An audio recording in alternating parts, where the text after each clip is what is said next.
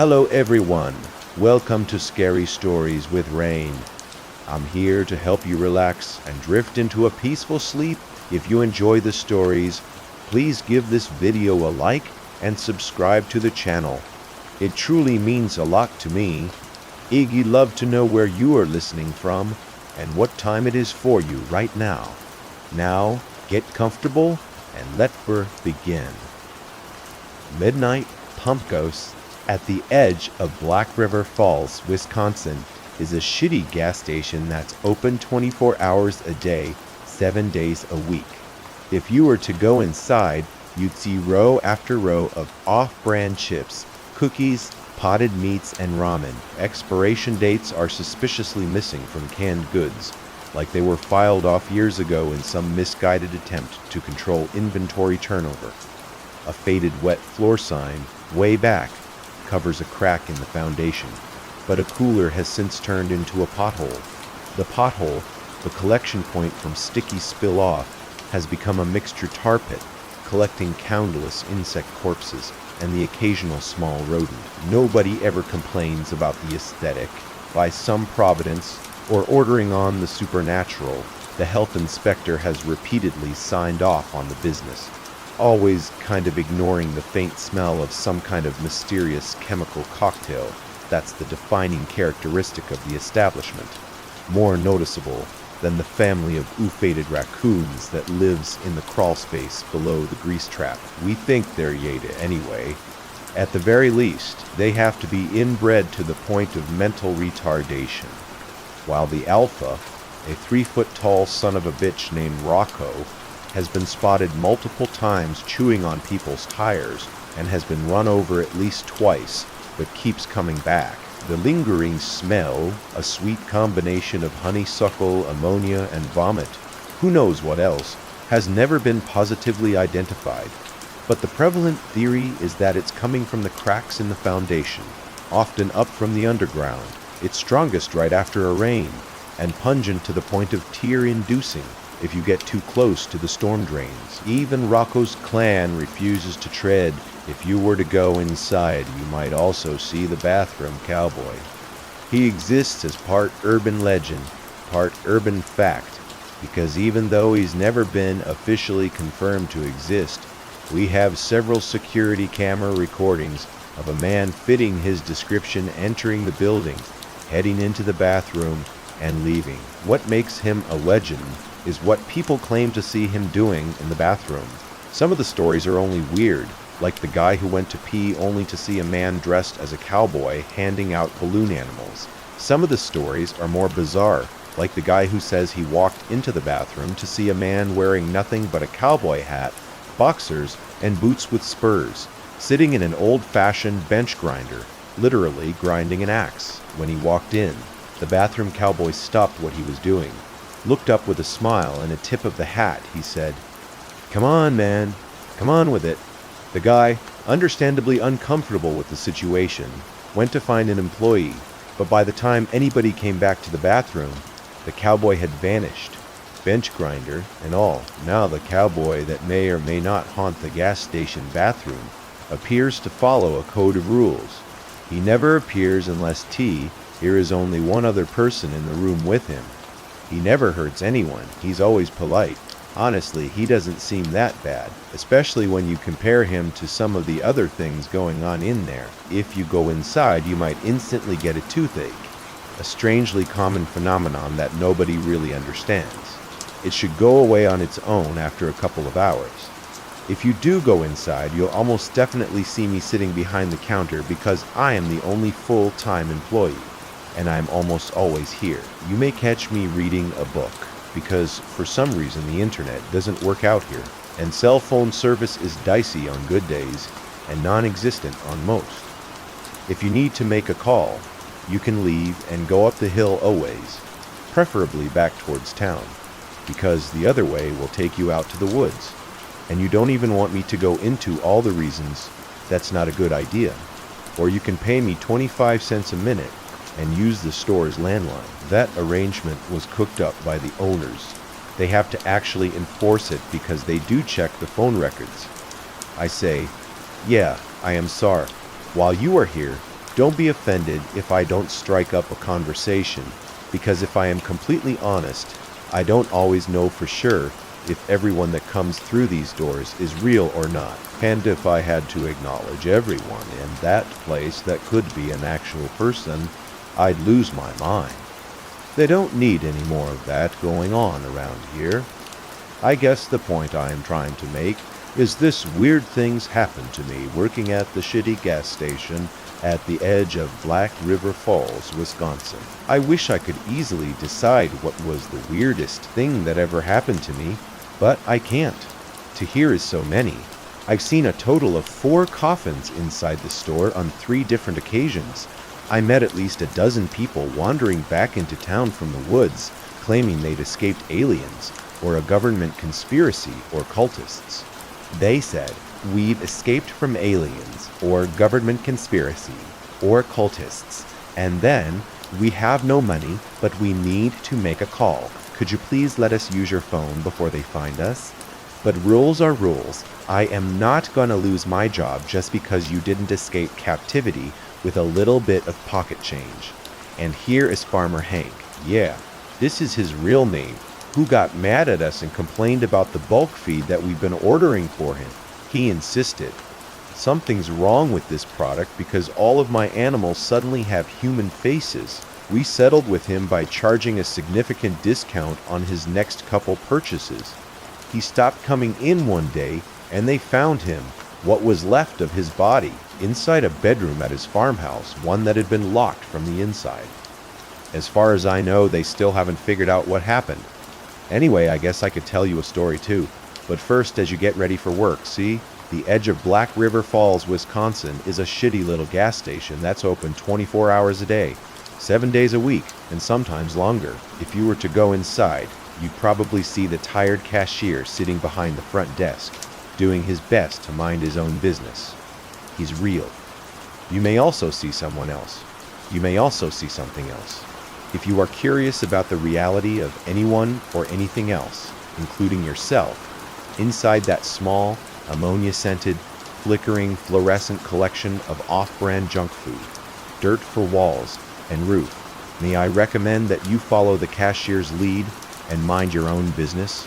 I've been working at that gas station almost non-stop since I graduated high school. At this point, I doubt that I could quit if I wanted to. But enough about me. Let's get back to the interesting things. The gas station. I spent a decent amount of time yesterday, the start of my shift, trying to decide which story would be worthy of being my first document to the world. Then, anytime I tell someone outside the gas station anything about what happened there, I know what to expect. People don't believe it. People don't want to believe it. I imagine the difficulty that I had trying to call the sheriff's station to explain that half a pig broke into the store and was currently running amok, breaking things and screaming with the voice of an old woman. I said, "Yeah, I meant half a pig." They asked, "Yes, a pig, the front half?" I replied, "No, this isn't a joke. I am at the gas station." They said, "What do you mean? Which gas station?" I snapped, "The shitty one at the edge of Black River Falls, Wisconsin." "You must be new, can I? Can I please talk to someone else?" As she finally put me through to Troy. Troy, the sheriff's deputy, the one that drew the short straw all those years ago and had to come out to the gas station for the first time, back before his hair was all white. He's been in enough times to know that all I have to say when he picks up the line is, "It's half a pig. It won't stop screaming, and I can't catch it." Then he grunts, mutters something about it being pretty freaking weird. Then he goes out to help me catch it. Troy's a good guy. I asked around, but nobody knew where the pig had come from. This was back when Farmer Hank was still alive, and he came down to take a look and provide his expert opinion. According to Farmer, he said, the pig had somehow been chopped down the middle, but miraculously, none of the important organs were hit. Nothing supernatural about it, just really unusual. It stayed at the local elementary school as part of the mascot for the summer before, A scientist and his team from somewhere up north offered the school $1,000 to let them take it for science, I suppose. Anyway, I don't mean to ramble, but my point is that it's hard to believe some of these stories if you haven't been inside the gas station at least once. Maybe you have. We're the only gas station for miles. We're close enough to some big crossroads. If you've ever been out driving in an unfamiliar part of the country and find yourself lost, it's not impossible that you could have found yourself in my door. Maybe looking to top off your gas. Maybe to ask for directions. If you have a strange memory of a place that somehow doesn't seem to fit with the rest of your memories, here is a chance we've actually met to last night. I was sitting behind the counter with a pen and a book of receipt paper, trying to remember the strangest thing that had happened to me. It still falls within the realm of believability. They've had plenty of things that happened. I mean, it was strange, but so unbelievable I won't even waste anyone's time ever trying to tell them. I call those the try and forget stories. When Caleb interrupted my concentration, and Caleb is, one of the part-timers at the gas station. We have a long list of part-time employees. The owner likes to hire transients, drifters, hitchhikers, passers-by, and runaways, people looking for work, at least for a few days. I try not to get to know the part-timers. They come and go after a few days or sometimes a few weeks, rarely long enough to form any kind of meaningful relationship. But then, here's Caleb. He's been working here for almost a year now. He started as a part of the prison work relief program, unloading trucks twice a week. He was the only one of the 12 prisoners that didn't disappear during a freak snowstorm last December. I mean, that's none of my business. Caleb did his time, and when they released him, he came to work here, cleaning the store and unloading trucks. He comes in 6 times a day for each of his 30-minute shifts. Actually, now that I think about it, I am not exactly sure what he does during his shift. The store is never cleaned, and trucks only come twice a week, exclusively during the daytime hours, as per an arrangement following the incident. Maybe one day I'll ask Caleb what he does for the owner. All I know is that he's the closest thing to a friend that I have here. When Caleb approached me at my register last night, I knew something unusual was going on. He was sweating bullets, pale and on the verge of passing out. He kept glancing back at that man in the suit that had wandered into the store. He was standing next to the frozen drink machine, he told me. "I need to talk to you now," I said. "Buddy, go ahead." But he refused to say anything unless I followed him into the freezer, right? I usually hate to leave the front of the store for lunch. We have the occasional shoplifter. Plus there was that one time the raccoon got in and made off with 2 cases of cigarettes. But Caleb seemed serious, so I made an exception for him. And once we were in the sub-freezing safety of the walk-in cooler, Caleb asked me if I had seen the guy in the suit. "That's him?" "Yeah, that's him," he said. He asked if I knew the guy. I said, "Yeah, I've seen the guy around town. The name is Keller. He was running for some kind of office. I can't remember which one. And he stopped by the gas station every now and then. He drove an old black SUV that only took premium, and I didn't know much of him from in town. But he was a local, definitely a local. His picture was framed in my high school's trophy case for one of those sports competitions that he'd won years and years before I got there. We only have so many things to be proud of, I suppose, but I knew of Keller. We weren't exactly acquaintances. I told all this to Caleb. He shook his head and said, No, that can't be Keller." And so, why not? Caleb told me that couldn't be Keller because Keller is dead. He said, "I killed him 2 days ago. His body's in the trunk of my car right now." That's where things started getting weird. I really don't want to do this. I recognize how awful it is to pause the story at a place like this, but I am about to head back to work. And I only just now was taking my lunch break, and I came all the way down here to the library to document these last things before I forgot. Well, I still have to eat. I have to change out of those dirt-covered clothes before I head back. I did a lot of digging last night. Plus, I don't want to leave the part-timer alone with all those lawn gnomes until we know exactly what's going on.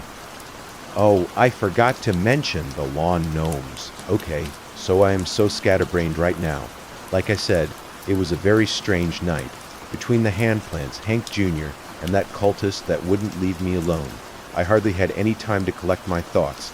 And of course, T here is the Caleb situation. I promise I'll come back.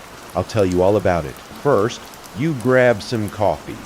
There are times in this world when I drift so close to the fabric of reality that I can hear something calling me from beyond that veil.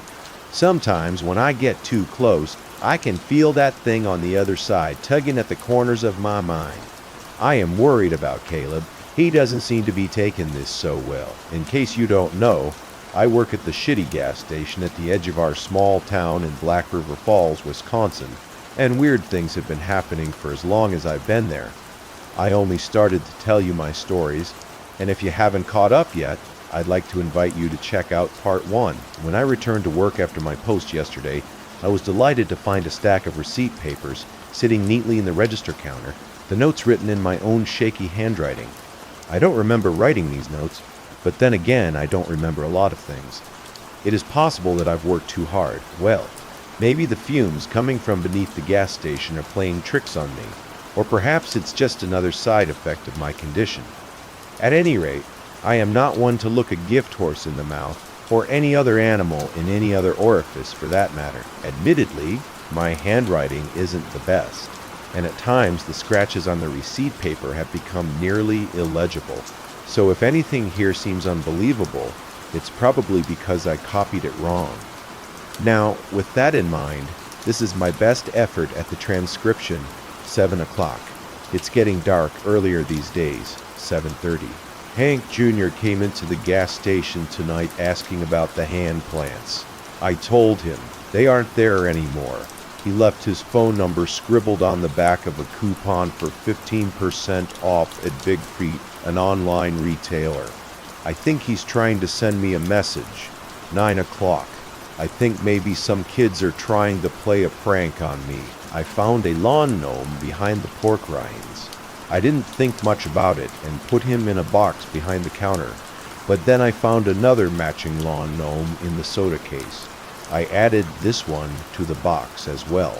It wasn't until I noticed the third and fourth lawn gnomes that I started to suspect something. I had taken out the garbage and found gnomes perched atop the branch of a tree next to the dumpster, staring down at me like gargoyles.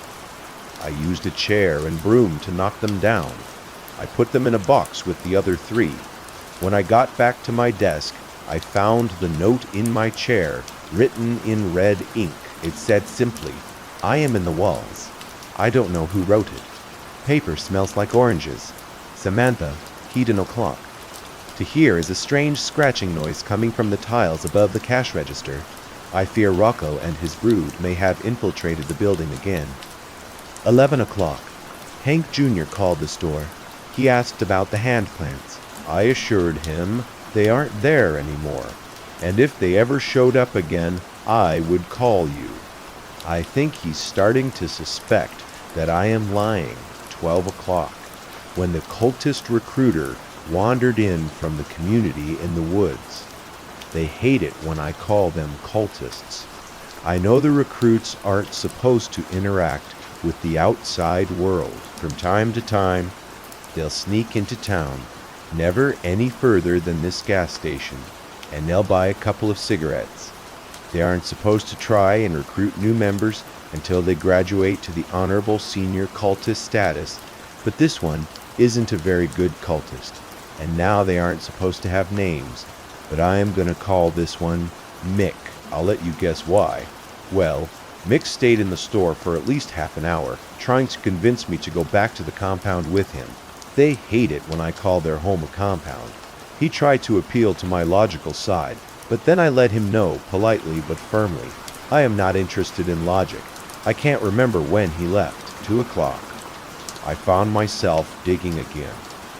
Sometimes on slow nights, I let myself drift.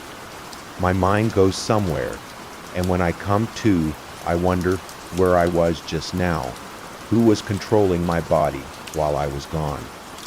My body did those things I'd done so many times before that I guess it's learned to do without me. My body restocked the cigarettes. My body rotated the frozen drink machine. My body scraped the mold off the bottoms of the ice buckets. My body emptied the rat traps, and somewhere along the way, my body found a shovel, went out back, and started digging a hole. Actually, I shouldn't maybe say my body started digging. I have been, or rather my body has been, digging this hole off and on for the last few months. Usually I come after a few shovels.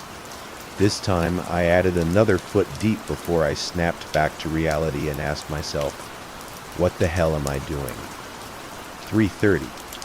I just noticed a door at the end of the hallway, past the walk-in cooler. How long have I worked here and never noticed that door before? It seems disappointingly ordinary as far as doors go, except for the fact that it's warm to the touch and it feels like it's vibrating.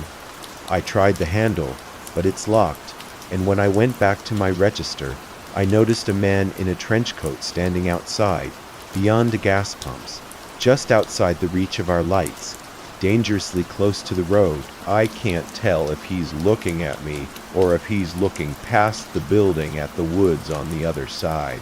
I wish he wouldn't stand there like that. Still, with his arms reaching down past his knees, scratching against the tiles, and the ceiling over the counter is getting louder. 3:45. A man came into the store rolling a large white ice chest behind him. He had sunken blue eyes, white hair coming from his nose and ears, long bony fingers and paper-thin skin revealing every blue and green vein beneath the translucent dermis. He wore a bowler cap and smelled like milk. I had definitely never seen him around before. He asked, "Would you be interested in partnering up with me? I sell ground meat at discount prices." But I told him, "Our store doesn't do well with the fresh food category. I recommend you try your hand at making jerky." Before he left, he scooped about a pound or so of raw ground meat from the ice chest into a piece of parchment paper and gave it to me as a sample. Once he left, I took the meat to the cooler, but I found another lawn gnome waiting for me. I threw the gnome into the box with the other 7. 4 o'clock. Caleb just told me something very strange about Keller, who, 4:30, there was a kid named Silas Mills, who went to the same high school as me and Keller. Silas was just a year ahead of me, but looked much older and acted much younger. I live in a small town, and small towns get boring. For entertainment, some turn to gossip, others turn to sinister pastimes, the latter often fueling the former. There were rumors around town that Silas liked to torture and kill animals, rumors that Silas's parents and siblings always locked their bedroom doors when they went to sleep at night. The rumors didn't slow down any, and after the fire at Silas's house, when Silas was the only one to escape unscathed, I once saw Silas gleefully stomp on a lizard that was half dead and laugh. Some short time after his house caught fire for the second time, Silas left town. The story went on that he'd gone off to join the army. I don't know what to think about that, so I simply didn't think about that. I would have been perfectly happy to never think about that, but after all these years, I am forced to, because Silas Mills just came into the store and ordered a cup of coffee. He's sitting in one of the booths, talking to Keller. "Mix back?" he asked. "Could you spare some time to talk about my fake religion? They hate it when I call it a fake religion." And I told him, "You had to leave." He seemed upset. Ho! Or 45. Silas and Keller sat around for a while and didn't buy anything but 2 cups of coffee. When they finally left, I let Caleb know he had been hiding under a blanket in the walk-in cooler. Well, though he can't really understand why, Caleb explained to me exactly what happened. He had finished his shift a couple nights ago, just left the gas station, when he saw Keller's SUV pull over into a ditch at the bottom of a hill. Caleb, being the good guy that he is, decided to check and see if Keller needed any help. He says that when he pulled up and got out of the car, he could hear what sounded like a loud crunching noise coming from just beyond the tree line. Caleb went to investigate. That's when he saw something. When I asked Caleb what he saw, he just started speaking Spanish in a fast, panicked sort of way. I don't speak Spanish, but I nodded along empathetically. The only word I could pick up was strega, which is the name of a liquor we carry. Whatever it was that Caleb was saying, it made him race back to his car as fast as he could and back out quickly without looking. And that's what he ran over Keller. Caleb is a good guy that was in a bad situation. He stopped long enough to get out, check on Keller, and confirmed that he was definitely dead. There was nothing he could do to change that fact. It was an accident. Caleb was on parole. There was that thing in the woods, and Caleb had to make a decision. So he heaved the body into the trunk of his car, and he drove off. Caleb took me to his car and showed me the body. I can't confirm 100% that it was Keller in the trunk of his car, not just because of his unmistakable face, but also because of his phone and wallet that were in his pocket. 5 o'clock, I finally got tired of the scratching and pulled our ladder out of storage to see what the raccoon was doing up in the ceiling. When I pushed back the tile, the only thing up there was another gnome that makes a dozen so far. 6 o'clock. The man in the trench coat is still outside. The cultist came back in demanding an audience with me, insisting that if I would just listen to him, I would see that his reasoning was superb and flawless, and that I would be a fool not to join him in the perfection of logic and nirvana that is his belief structure. I agreed to listen to his pitch if he would agree to ask the man in the trench coat to leave. Our hasty verbal contract in place. I steeled myself to listen. Honestly, he did make a few good points.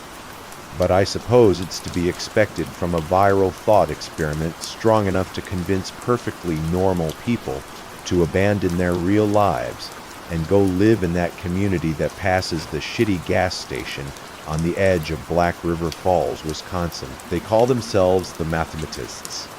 They believe that humankind exists to fulfill two moral imperatives: to decrease suffering and to increase happiness. A successful life increases happiness more than suffering. A decent life decreases suffering more than happiness. How good a person is can be determined by the spread between the happiness increased and the suffering decreased. Obviously, if the individual has a negative spread, that is, if they've increased happiness less than they've increased suffering, or if they've decreased suffering less than they've decreased happiness, that means, very simply, that the individual is bad. Therefore, if an individual causes a tremendous amount of happiness and suffering, one can simply determine which was higher and use this perfect rubric to determine whether the individual was good or bad. It's simple, right? Well, the mathematists believe that the world has been going about good and bad in the wrong way for eons. We've been attempting to increase happiness when, instead, we should have been focusing on decreasing suffering, as happiness is a fluid concept, and the more happiness you create, the harder it is to sustain, as happiness has a clear set of diminishing returns. Suffering, however, is constant. Suffering results from happiness coming to an end. Suffering is pure and eternal. For a mathematist to be supremely good, we must simply end all suffering. That is why the mathematists are working on a bomb to destroy the entire planet. By ending all life on Earth, they end an infinity of suffering into the future. With every life they avert, an entire lineage of people that would be born into a life of suffering will no longer. Every death is a preemptive mercy killing.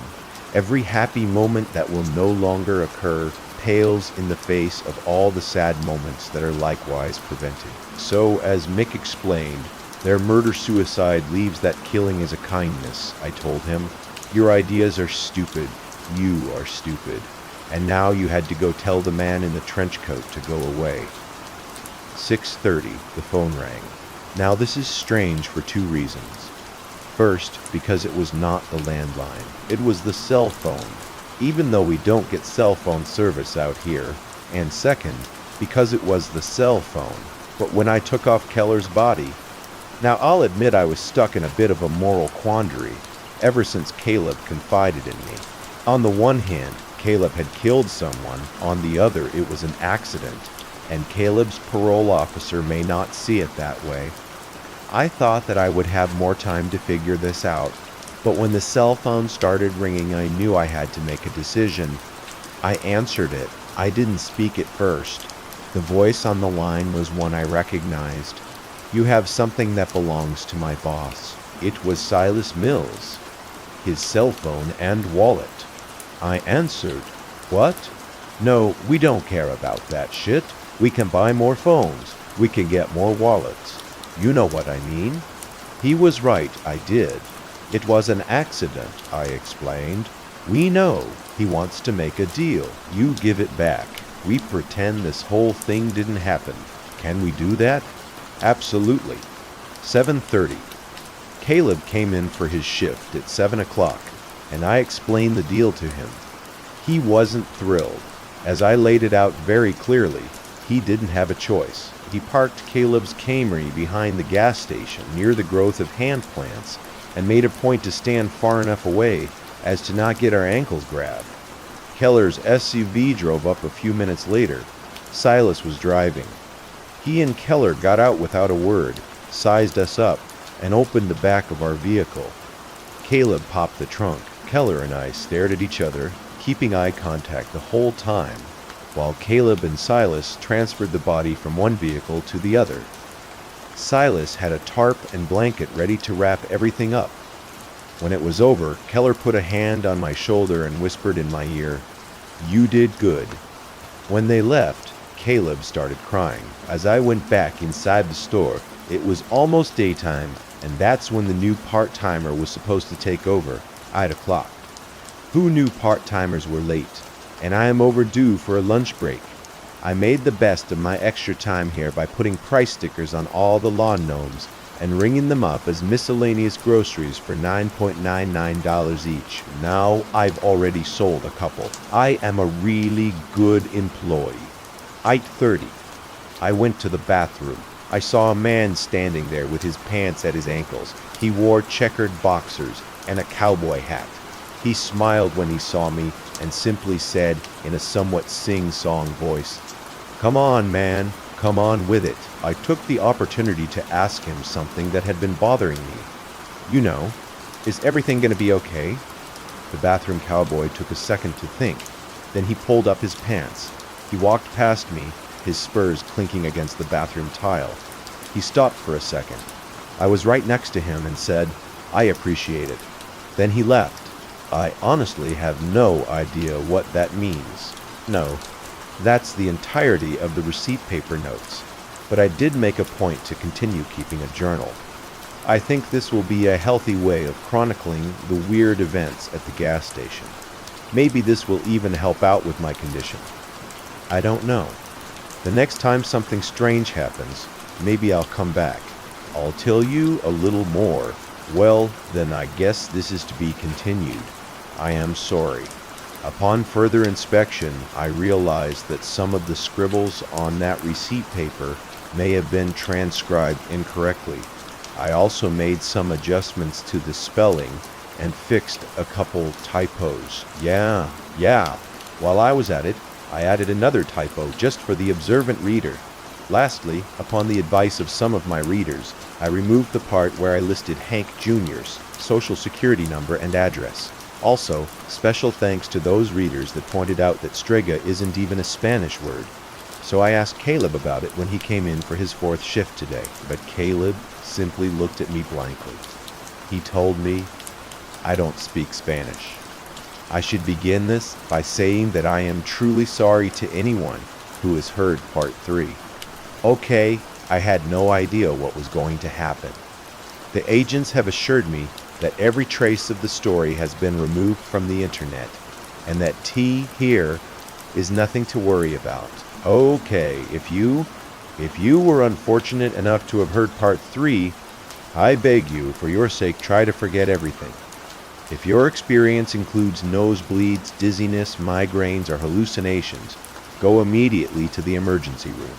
If you have a recurring dream of an island made of song, under no circumstances should you approach or attempt to open that blue door with the painting of a crow on it. Okay, if you didn't hear part 3, then there is no part 3. It doesn't exist. Forget about it. Forget you ever heard of it by now? You probably already know that there is a shitty gas station at the edge of our small town in Black River Falls, Wisconsin, and that weird things have been happening there. The city council has personally asked me to stop talking about it. Have there been some astute readers that not only tracked down our small town from the brief descriptions that I've given, but actually came and visited me at work? I heard that one of them has joined the mathematists, and, as far as I know, the other 2 are still missing.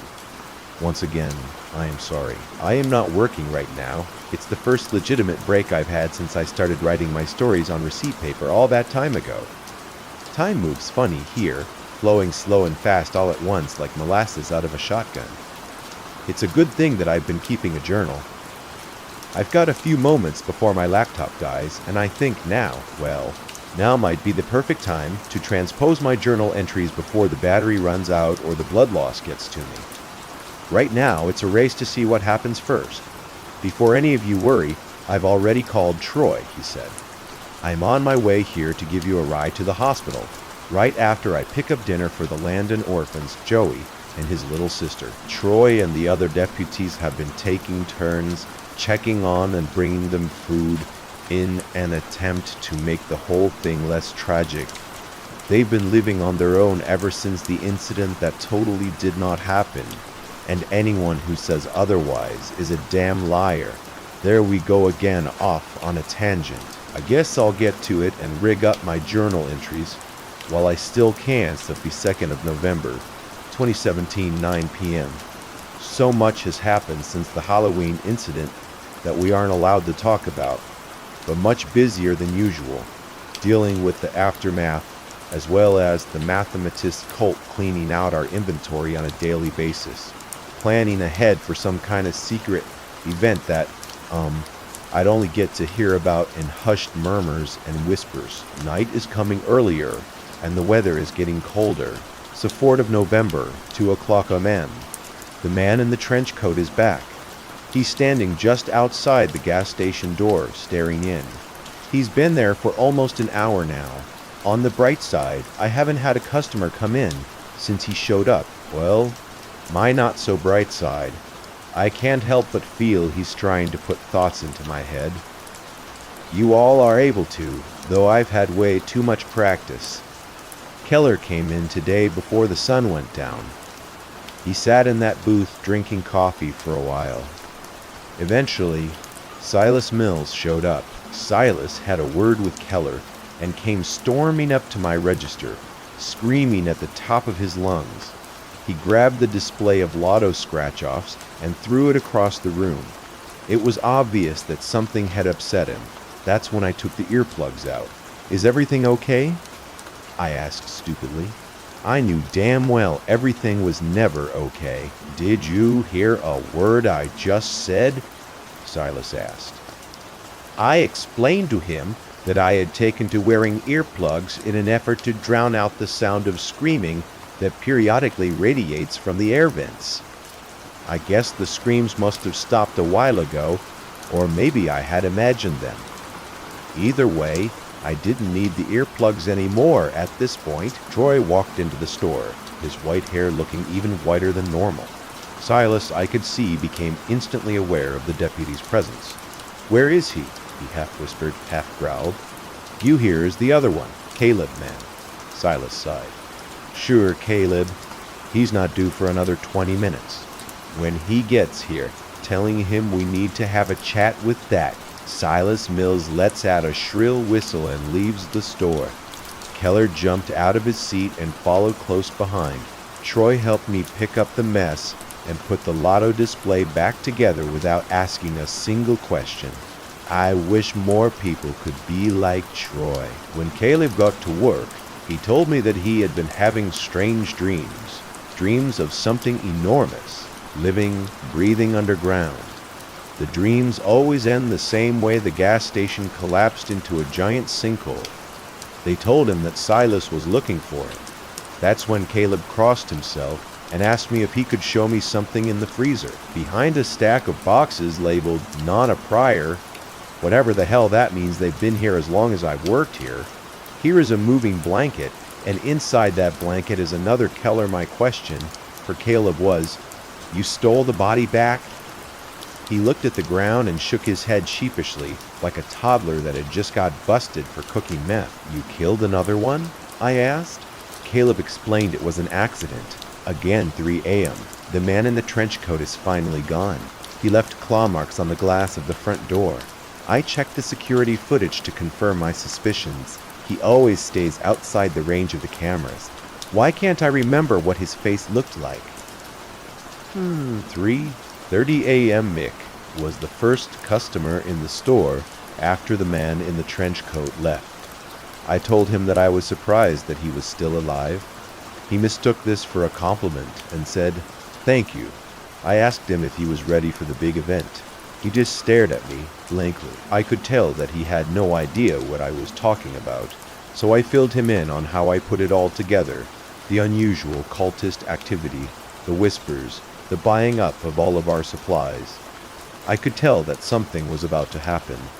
Mick went pale in the face as I was talking, then ran out of the gas station before I could finish the 99-cent frozen drink still in his hand. I know I should write up an inventory loss slip for the theft, but I can't bring myself to do it as hard as it is to explain. Here is just something about Mick that makes me genuinely feel sorry for him. 6 a.m. I caught myself digging again. I don't know how long I was out there or who was running the store while I was gone. The hole is so deep now that I nearly couldn't climb out of it on my own. I should maybe think about considering the possibility of one day seeing a doctor. 8 a.m. Mick is currently crying in the dry storage closet. Through his sobs, I could barely make out the story. Mick was sent on some kind of vision quest for the last week and has no idea what the other cultists have been stocking up for. When he went back to the compound earlier tonight, he found the whole place completely deserted. Beds were left unmade, some plates had food on them, a fire is still burning in the fireplace, everyone's clothes were stolen, their personal milk crates next to their sleeping bags, but the people, all of the people, were simply gone. Mick isn't taking this very well. I have a business to run, so I asked Caleb to help me carry him into the dry storage area. I figured that he could work through some stuff in there, and maybe when he's done, he'll just go home.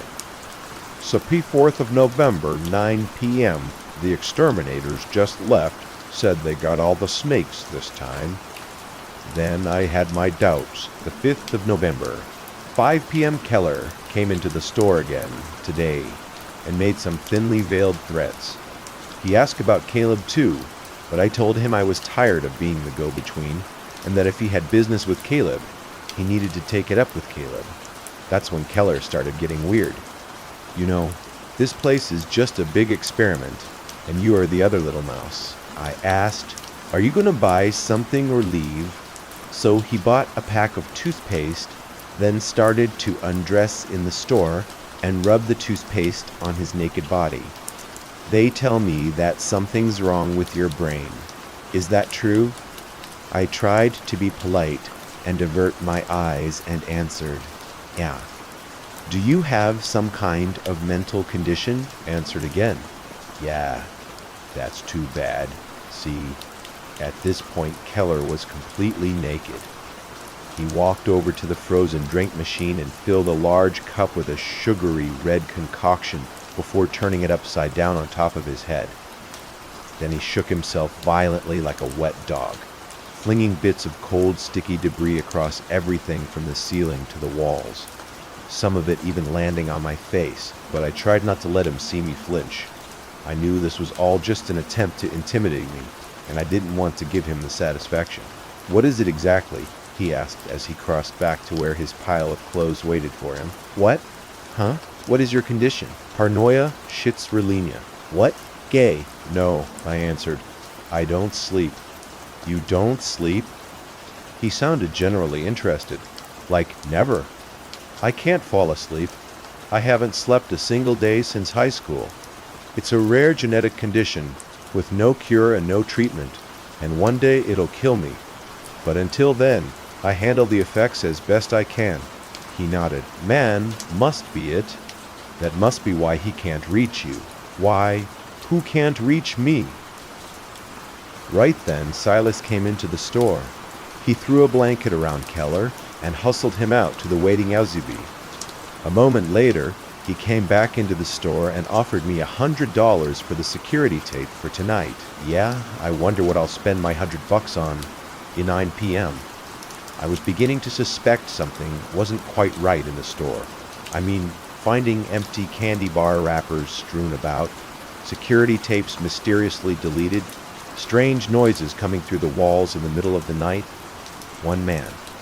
I should be alone, at least. More strange noises than usual. At first, I assumed it was just Rocco. And now I know the truth. Now I know Mick has been living here for the last 2 days. He just walked out of that supply closet wearing a bathrobe, nodded to me as he grabbed a stack of beef jerky and went into the bathroom. It did not even occur to me that Mick had never left. The 6th of November, 4 a.m., it finally happened. Yeah, I suppose it was only a matter of time. I know that I should. I should be feeling regret or shame or any other emotions that normal people feel after something like this happened. But all I feel is embarrassed. I came a couple of hours ago with a shovel in my hand. I have been digging again, and this time I have made some serious progress. The hole was at least 7 feet deep, the steep walls made of loose red clay. It took me a while to realize that I was staring up into an inky black night peppered with uncountable stars when some of the bigger celestials started to move. I realized those stars were actually just the soulless red eyes of the mutant raccoons staring down at me over the edge of the hole, probably looking for food. Shameless beggars. I chucked the shovel out of the hole, and that's when I heard it. Imagine the sound of a butcher's knife hitting a watermelon. My God, like a solid, wet flack. Imagine the watermelon gurgling and falling over like a sack of potatoes. Oh man, this metaphor is getting kind of weird for me here. When I climbed out of the hole, I saw the shovel standing upright, the business end firmly lodged inside the chest of a still twitching Keller. The Keller was dead before I got to his side. In some kind of final act of defiance, he had turned both of his middle fingers up to me. I felt the slightest amount of respect for him before, where I went to a mental state that I can only describe as subdued panic. The first thing I wanted to do was find something to wrap the body in, because surely Silas Mills would come for it soon. Now when I went into the gas station, I was surprised to find that Mick had taken it upon himself to man the cash register while I was gone. He was ringing up one of our regulars, Chuck the big fat man that always buys soap and boiled peanuts, and I grabbed the tarp off the shelf, took it outside, and that's when I learned something. Keller is heavy-like, really heavy-like. I understand that a human body is basically just a meaty, fleshy water balloon full of guts and excrement, but nothing could prepare me for how leaky and gross and heavy a dead man can be. It was only by some miracle that I managed to drag Keller through the back door into the freezer without being seen. It took all my strength to pull the mass behind the boxes under the stack with the other 3. You know, I finally finished. I worked up a sweat. Even the cold of the freezer wasn't enough to keep me cool. As I stood there, letting my breath come out and the adrenaline wear off, I took stock of my situation. That's when it dawned on me there were 4 Kellers in the freezer with me. 4 Kellers. Where the hell did the other 2 come from? The freezer door opened and Mick entered, dragging a dead Keller by the legs. He stopped, made eye contact with me. When he saw the Kellers at my feet, I said the only thing I could think of, well, this is awkward. Mick and I decided to open a bottle of Strega, have a few drinks. He explained that he had accidentally killed Keller a couple times. I totally understood. I mean, the guy was easy to kill. At one point, Caleb came into the freezer to grab a box of cookie dough and didn't even acknowledge all the Kellers now. My laptop battery is currently at 2%. It's obvious now that I won't be able to transcribe the rest of my journals before it dies, and I don't have the time to tell you how I ended up at the bottom of that hole underneath the store with a broken leg.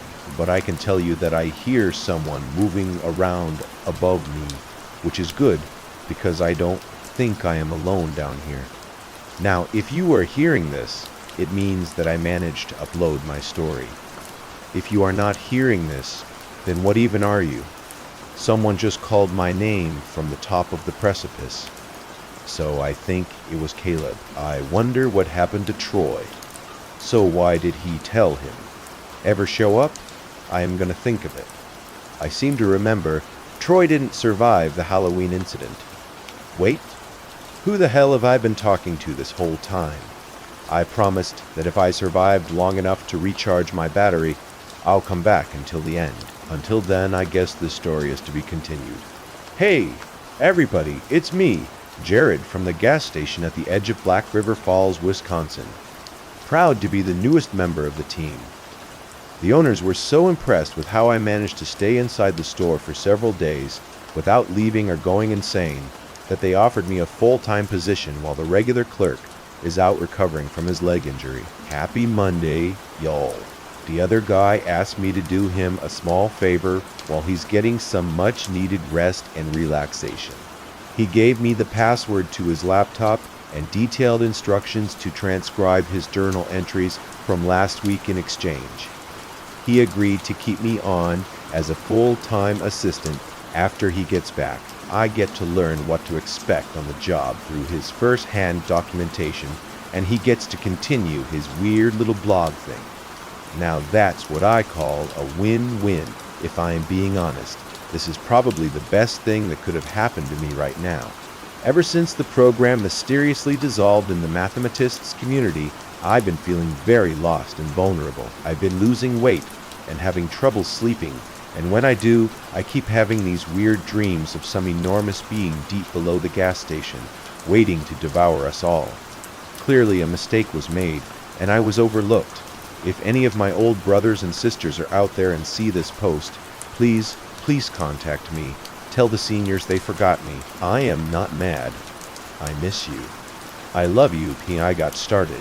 Some guys in suits came by and suggested that if this blog were going to continue, I would do a PSA. If there's anybody still alive that read the story about what happened here on Halloween, don't wait for symptoms to start. Please go to the nearest emergency room or call the Center for Disease Control and tell them you are experiencing the effects of Ronald syndrome. Anyway, back to the journals. I am going to do my best because the guy's handwriting is awful. But here is the parts I could read. Segan and PM, the man in the trench coat, was standing out back when I went to take out the garbage tonight. I don't know why the man in the trench coat keeps visiting my store or why I've never gotten a good look at him. He was standing at the tree line just beyond the dumpsters, staring as he ever did. Tonight, I stared back. The hinge of his jaw began halfway up his face where his nose should have been, the edges pulled back to either ear in a skeletal grin. His tiny, milky white eyes were beads behind the oily black hairline that hung down straight in bangs all the way to his cheek jowl. His impossibly wide mouth bisected the head between greasy hair and wet flesh. Drool, I would assume. We stood there, 15 feet apart, staring at one another for what might have been 10 seconds or 10 minutes, until finally the man in the trench coat turned away. His legs bent funny and in a way that human legs shouldn't be able to bend, and he landed on all fours before galloping off into the woods. I don't know if I've seen the last of the man in the trench coat. Holy shit, did you guys read that? This is some crazy shit. Sorry, Jared, again. I promise I am not gonna do the running commentary thing. I just had to say. Jesus, you know. This is some weird stuff, I mean. I remember him telling me a couple weeks ago to go outside and talk to a man in a trench coat. I am super glad I didn't. Now what the hell? Okay, that's it. I am done. Back to the transcriptions. The next page is soaked in blood and completely unreadable. I am gonna have to skip that part. Hundreds and hundreds of them. She had never seen so many in one place before, not even in her dreams. Before she left, she told me you would see her again. Was that supposed to be a warning or a flirtation? 3:23 a.m. It's a quieter night than I am used to. The package from yesterday afternoon still sits on the counter where I left it. The label is made out to me with a return address I don't recognize. The rectangular parcel is wrapped like a Christmas present with red and yellow stripes. In it, it feels heavy. I would say it's just the right size for a dead cat. I can't think of any realistic reason I shouldn't open the package. But there is something in the back of my mind telling me that to open this would be tantamount to opening Pandora's box, that the contents of this little parcel will irrevocably change the course of my life in a way that may have seemed impossible before. I feel like this box is full of butterflies, ready to create tsunamis, and I am just not sure I'm ready for that yet. I think I am going to teach Mick how to clean the drink machines. The 3:47 a.m. Mick passed out in a hammock in the supply closet. I think he finished that bottle on his own. I guess I'll go and clean the drink machines myself. 5:45 a.m. The hand plants are growing faster than I had anticipated. They are now past the elbows, almost to the shoulders. I saw that the crop had caught a curious coyote that got too close. It was not pretty. I also noticed that Rocco was still alive. I caught him sitting on the roof, tossing food to the crop of hand plants. This is why they're growing too fast. They're eating way too much. If this gets out of control, I may have to torch this crop just like the others. I don't want to.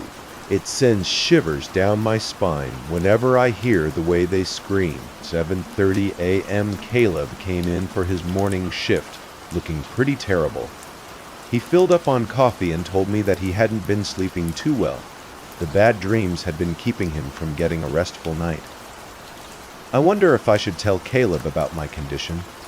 He asked about the gift-wrapped package sitting on the counter. I told him it came with the post yesterday, and I didn't know who it was from. Yes, if I was going to open it? He asked, and I told him. I had a bad feeling and pretty much decided to never, ever open it. 10 a.m. I decided to open the package without any fanfare, drumroll. I'll just tell you that what I found inside was a brand new laptop computer. I've never owned my own laptop before, and the only computer that ever belonged to me was a crappy little Tandy 1000 that I put together as a kid. I've always used the library computer lab or the browser on my phone to access the internet. This could be a game changer. The box also contained a signal repeater and some other gizmos. I know this is crazy, but I think I may actually be able to access the internet from the gas station now. There was a handwritten note at the bottom of the package. Hello? I left a comment on your page.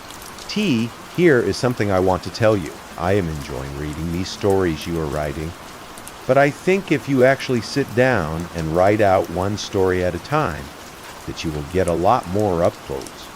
But right now it seems like a lot of half stories thrown together. I think you do great if you actually write out a whole story at a time. I bet you really could get a lot of votes and attention. It gets kind of confusing right now. Maybe start with when you got there and work your way up to now. I bet that would be super awesome. I am so fascinated, but a little muddled as well. I can tell you have a great talent for writing, but I just thought maybe I'd offer a suggestion to help. Please do not take offense. It's just something I was thinking about. Hope all is going well for you. Great. Another one of my readers tracked me down. I am going to have to figure out how people keep finding me and put a stop to this. Thank you, whoever you are, for the laptop. I am definitely keeping it. 10:15 a.m. I turned on the Wi-Fi card and noticed that for some reason there are dozens of secured networks around the gas station, most of which have 4 or 5 bars. The names for their networks are pure gobbledygook, like this one, 1 East 7G 7C 70A11 Guy 232,331,324. Who the hell is transmitting Wi-Fi out here? 11 a.m. a man came into the store to buy a gas can a couple hours ago. I didn't think much of it at the time, but then he came back asking if we could help him out with something down the road. I never got his name, but he was a big guy, tan skin and a thick beard. He said I was having car problems. I told him I am not a car guy, but he insisted I didn't need a car guy. I just needed someone else to see what I was seeing. Mick agreed to watch the counter while Caleb and I followed the bearded man down the hill and around the curve, close to the spot where Caleb saw that thing in the woods. He couldn't remember what happened that night after we got everything sorted out with Silas and things started to go back to normal. I asked Caleb what it was that he saw in the woods that sent him running in such a careless panic, but he just shook his head and said, I didn't know. The mind is a funny thing, and memories aren't the most reliable. I realized that I am not the only person from the gas station with a list of try-and-forget stories. The man's car was parked on the side of the road, close to the same spot that Keller's SQ was broken down. So my car started acting funny, the guy said as we neared his vehicle. I began to wonder why we had walked this whole way, when our own vehicle would have been quite useful in the case of a dead battery or a random bear attack. The guy kept going. I pulled over onto the side of the road when my electricals all started going haywire. I killed the engine. Then when I tried to turn it over again, nada. I could see at this point that the hood was open. The man was driving a big black SUV similar to the one Keller owned, but newer and shinier. I don't see what's so weird about that. Unit is to call tow, or Caleb started to suggest. The man cut Caleb off, rudely I might add. I popped the hood, but everything was in order. I thought it maybe just needed some gas, so I went up to the station. When I got back, I saw this. We rounded the front of the car, and we saw this. He was being so vague about it. A small oak tree, maybe 4 or 5 years old, was growing up from the ground beneath the car, through the engine, and stretched upwards at least 9 feet. The trunk of the tree had swallowed a decent portion of the engine, and from the looks of it, the car had been parked there for years. Interesting, I said. And you are sure that this wasn't here when you started driving? Before he could answer, he spun his head around and looked at the forest. You boys hear that? He asked. We stood still and listened, but I couldn't hear anything. No, I answered. Caleb shrugged. You boys know what an anglerfish is? The bearded man asked as he walked to the back door and opened it. Yeah, I guess, I answered. The bearded man pulled up a secret compartment from beneath the floorboard and retrieved a large automatic rifle. Now, I am not a gun guy, and I can't tell you what kind of gun it was, but it was big and impressive and cool looking. The guy checked the clip and clicked something on the gun that I guess could have been the safety again. I am not a gun guy, but it sounded super cool. Caleb put a hand on my shoulder and slowly backed away from the man with the gun, pulling me with him. But the man didn't seem to mind us one bit. He was focused on whatever he heard in the woods. If I am right, you boys have an anglerfish in the woods. It's putting something out there to lure me in. Make me think I am hearing something that I am not. Then, when I go looking for the one thing, bam, it attacks, like a siren. I asked. The man looked at me over his shoulder with a smirk and said, like a siren. You all may want to get out of here. This could get dangerous. Don't worry about me. I've dealt with these things before. I'll be fine. The man pointed his gun and marched into the woods, while Caleb and I made our way back to the gas station. 10p. It's time for me to go home. I haven't used the laptop yet, but maybe tomorrow I'll start to type up these journals. The 8th of November, 6 p.m. It's getting dark so early these days. I noticed that the bearded man's SUV is still at the bottom of the hill, with the tree growing through it. I would not call that a good sign. 11 p.m. I burned the rest of the hand plants. I finally know what's going on. A long time ago I noticed what looked like strange mushrooms growing in a patch near the dumpster behind the gas station. Didn't think much about them, except that it was strange that Rocco's brood wouldn't go near them. When I took a closer look, I could have sworn that they looked like baby fingers poking out of the ground. As the weather got warmer, I kept an eye on the crops. They started getting longer and looking more and more distinctly similar to human fingers. I swear, they even started growing fingernails. Sometimes I would see them bend at the digits to squash a bug that wandered too close. Eventually, the mushrooms started sprouting leaves, and the finger sections continued to stretch out, creating what could only be described as hands. Human hands. They would ball up into fists during the daytime and open up in the moonlight. I dug one of them up one day when we were really slow at work. I called Hank Jr. to ask for his professional opinion. To the untrained eye, the hand plant looked just like a regular human hand, smaller than an adult's but larger than a child's, adolescent, teenager, maybe at the wrist. It turned into a gnarled root that smelled like sassafras, and throughout, the plant's tiny leaves were sprouting. Hank Jr. stood in the gas station, looking it over for a while before asking me, "Do we have any more of those things?" I lied and told him. Number I asked the owners what they wanted me to do. They thought it over for a couple days, then they told me to keep them. I think they expected to be able to make some money off them somehow, but eventually everyone forgot they were there. Everyone but me and Hank Jr., of course. I was thinking about the bearded man when I first heard the sound of a baby crying somewhere outside. I was alone in the store, and my first instinct was not the heroic one that most people may have had, to run outside and see where the poor baby was. My first instinct was more callous and rational, and in the form of a question: how the hell did a baby get out here without me hearing it coming? Something wasn't right. The sound of the cries, which I could deduce were coming from the tree line, were getting louder and louder and more desperate. I looked around for Mick, but couldn't find him anywhere. If I was going to investigate the potential forest baby, I was going to have to do it alone. I remember the bearded man hearing the siren call of that thing he called an anglerfish. I remember Caleb's sound of crunching in the strega, and absolutely no part of me believed that I would be safe if I went into the woods, or that there was really a crying baby out there. But what if I grabbed a flashlight and went out back? The crying seemed to be moving deeper into the forest quickly, like the crying baby was being carried off by something that didn't have to stop and move around trees or physical barriers. I walked into the forest just far enough to find the last thing I ever expected to find. It seems that the hand plants had extended slightly further than the little patch outside the gas station.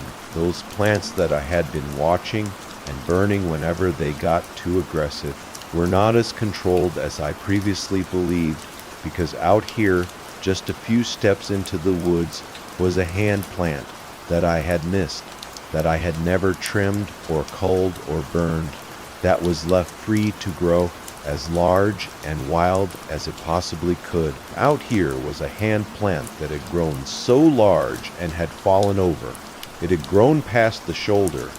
It had grown its own head and torso and crotch and legs. Out here was a full human body covered in tiny leaves, huddled on the ground and attached to the soil by thick talons of brown roots. And the weirdest part of all the body was one that I recognized. The body, the fully grown hand plant, was Keller. I don't know what possessed me to touch him. Maybe I just wanted to make sure that he was real, as if touching him would prove that one way or another. When I did, his eyes opened, and he cracked a smile. He could not move. The roots had him firmly stuck in place. But this Keller plant could talk, and talk he did.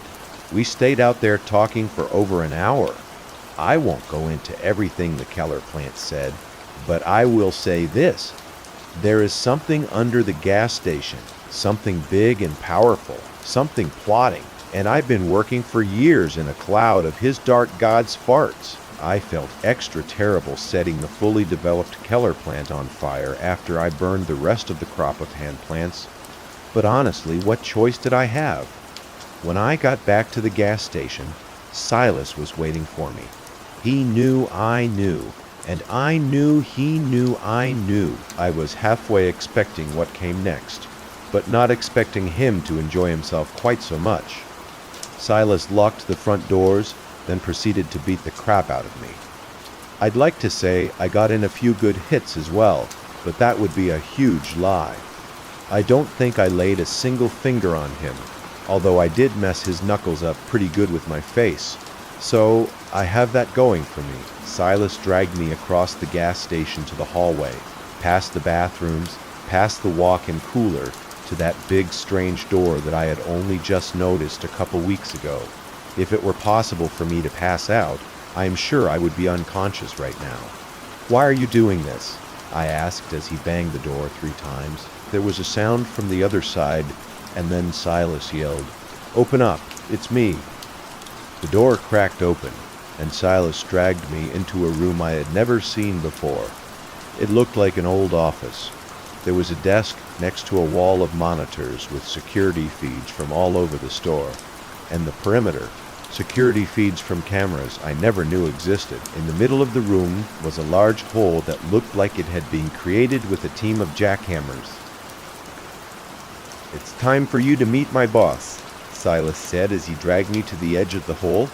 "Keller?" I said, to which Silas let out a hearty laugh. "No, not Keller. My boss put Keller out there and hired me to watch him. My boss is much bigger than some idiot politician." I half expected Silas to go into the cliché movie villain exposition rant, but instead, he sparked a match and dropped it into the hole. "I think my leg is broken. At least I assume that's what the bone poking out means. But hey, I am no doctor. I would be really worried right now if it weren't for the fact that I stole Silas's cell phone in the scuffle. Just as I expected, Silas had the same network as Keller, which means he somehow had service.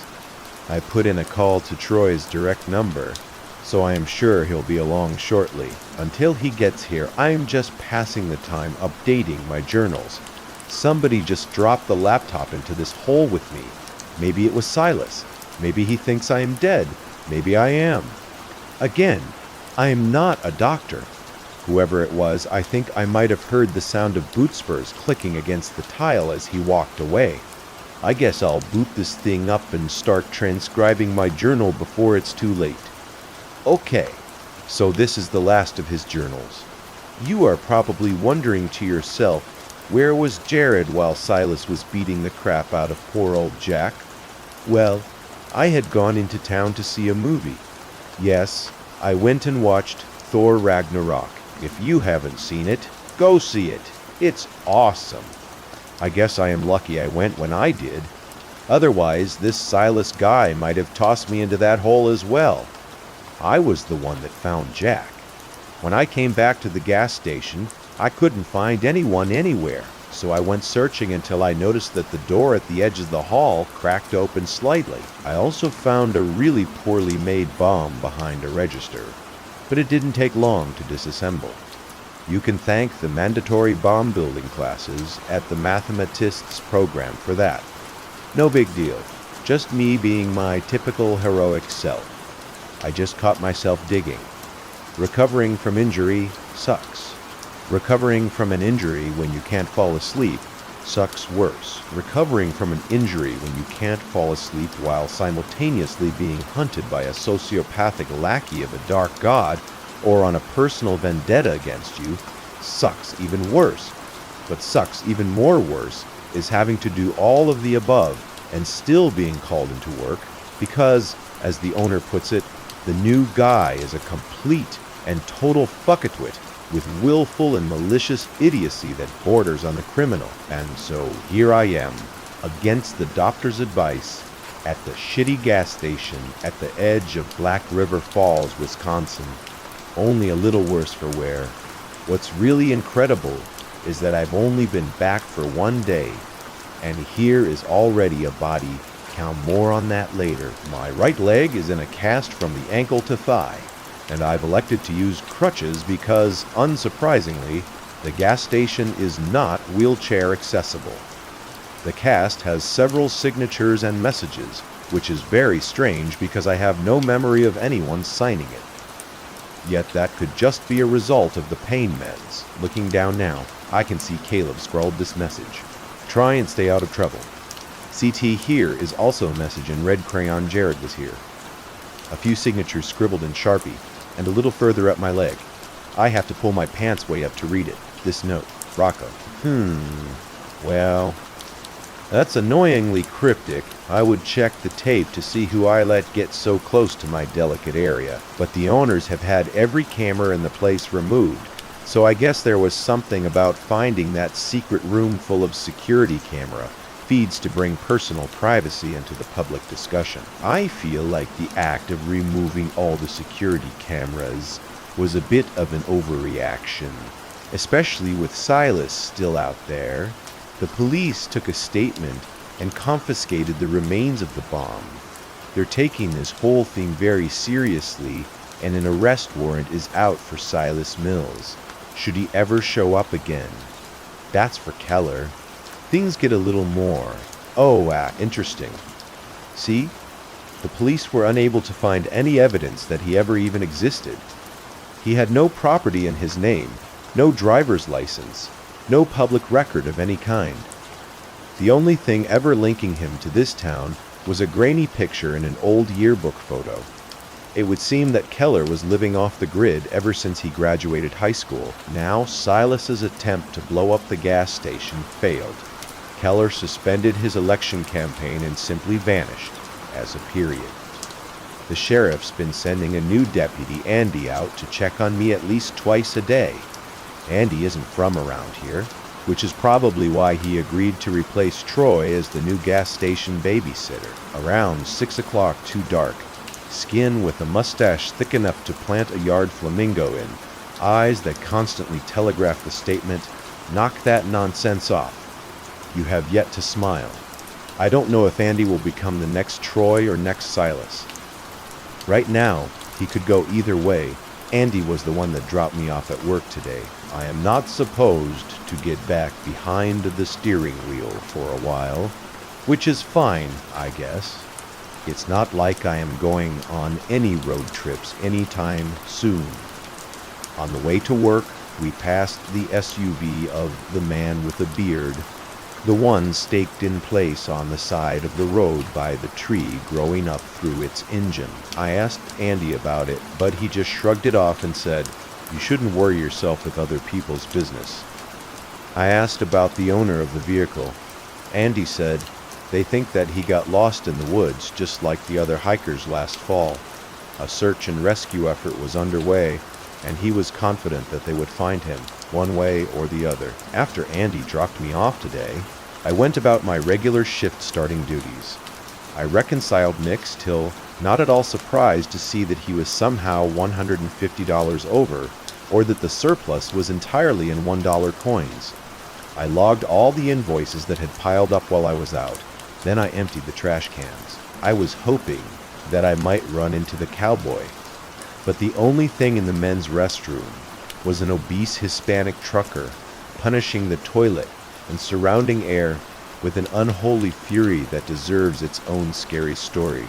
The sun was starting to go down when I hobbled out to the dumpster, balancing garbage bags against my crutches, probably looking like a baby deer learning to walk. You know, if that deer was drunk and carrying several bags of garbage, the scorched earth near the dumpster was the same as I'd left it, blackened down to the subsoil. Somewhere just past the start of the trees was another patch of smoldered remains, one that I neglected to mention in the police report, one that might look to the casual observer like the remains of a human body. Before I turned to go back in, I noticed something odd assigned to the dumpster. At first I thought it was a children's toy stuck to that dirty outside wall. But then I realized that it was moving, breathing, crawling slowly, eating the gooey drippings off the rust of the dumpster. The thing looked like a giant tomato caterpillar, about 8 inches long, and as the sun went down, I swear I could see the thing give off its own light source. Squishy caterpillar thing didn't seem to mind my presence, even let me feed it an old starburst that I had in my pocket, a yellow, because, like all people, I hate the yellow starbursts. The critter's bioluminescence was a little brighter as it ate the taffy I gave it, and I gave it a gentle pat. Its hide wasn't as wet as it appeared. In fact, it seemed to be covered in tiny clear hairs. "You are not so bad," I said while it nibbled at the candy. "But not everything out here needs to be scary, huh?" It wiggled and crawled away to a place in the back of the dumpster with more gunk, and I went back into the gas station. Mick has taken up smoking again. He quit for a while, but then explained the suffering he was causing himself by not smoking grossly outweighed the suffering he was causing others through secondhand smoke. And mathematically speaking, it didn't make any sense for him to quit. I was hoping that he was beginning to shed his cultist philosophy after the entire compound mysteriously vanished. But now I am starting to fear that he can't be rehabilitated. Oh, well, towing was a pretty normal. Well, normal, but average. Day at the gas station, we had some strange people visit. We had some normal people visit too. And along the way, I zoned out, finished a book that I've been reading, made some boring journal entries, and even got online to browse the internet for a while. Here is another package sitting under the counter, addressed to me from a return address I don't recognize. I took a gamble with that last package, and it turned out to be something great, but that was before Silas tried to kill me.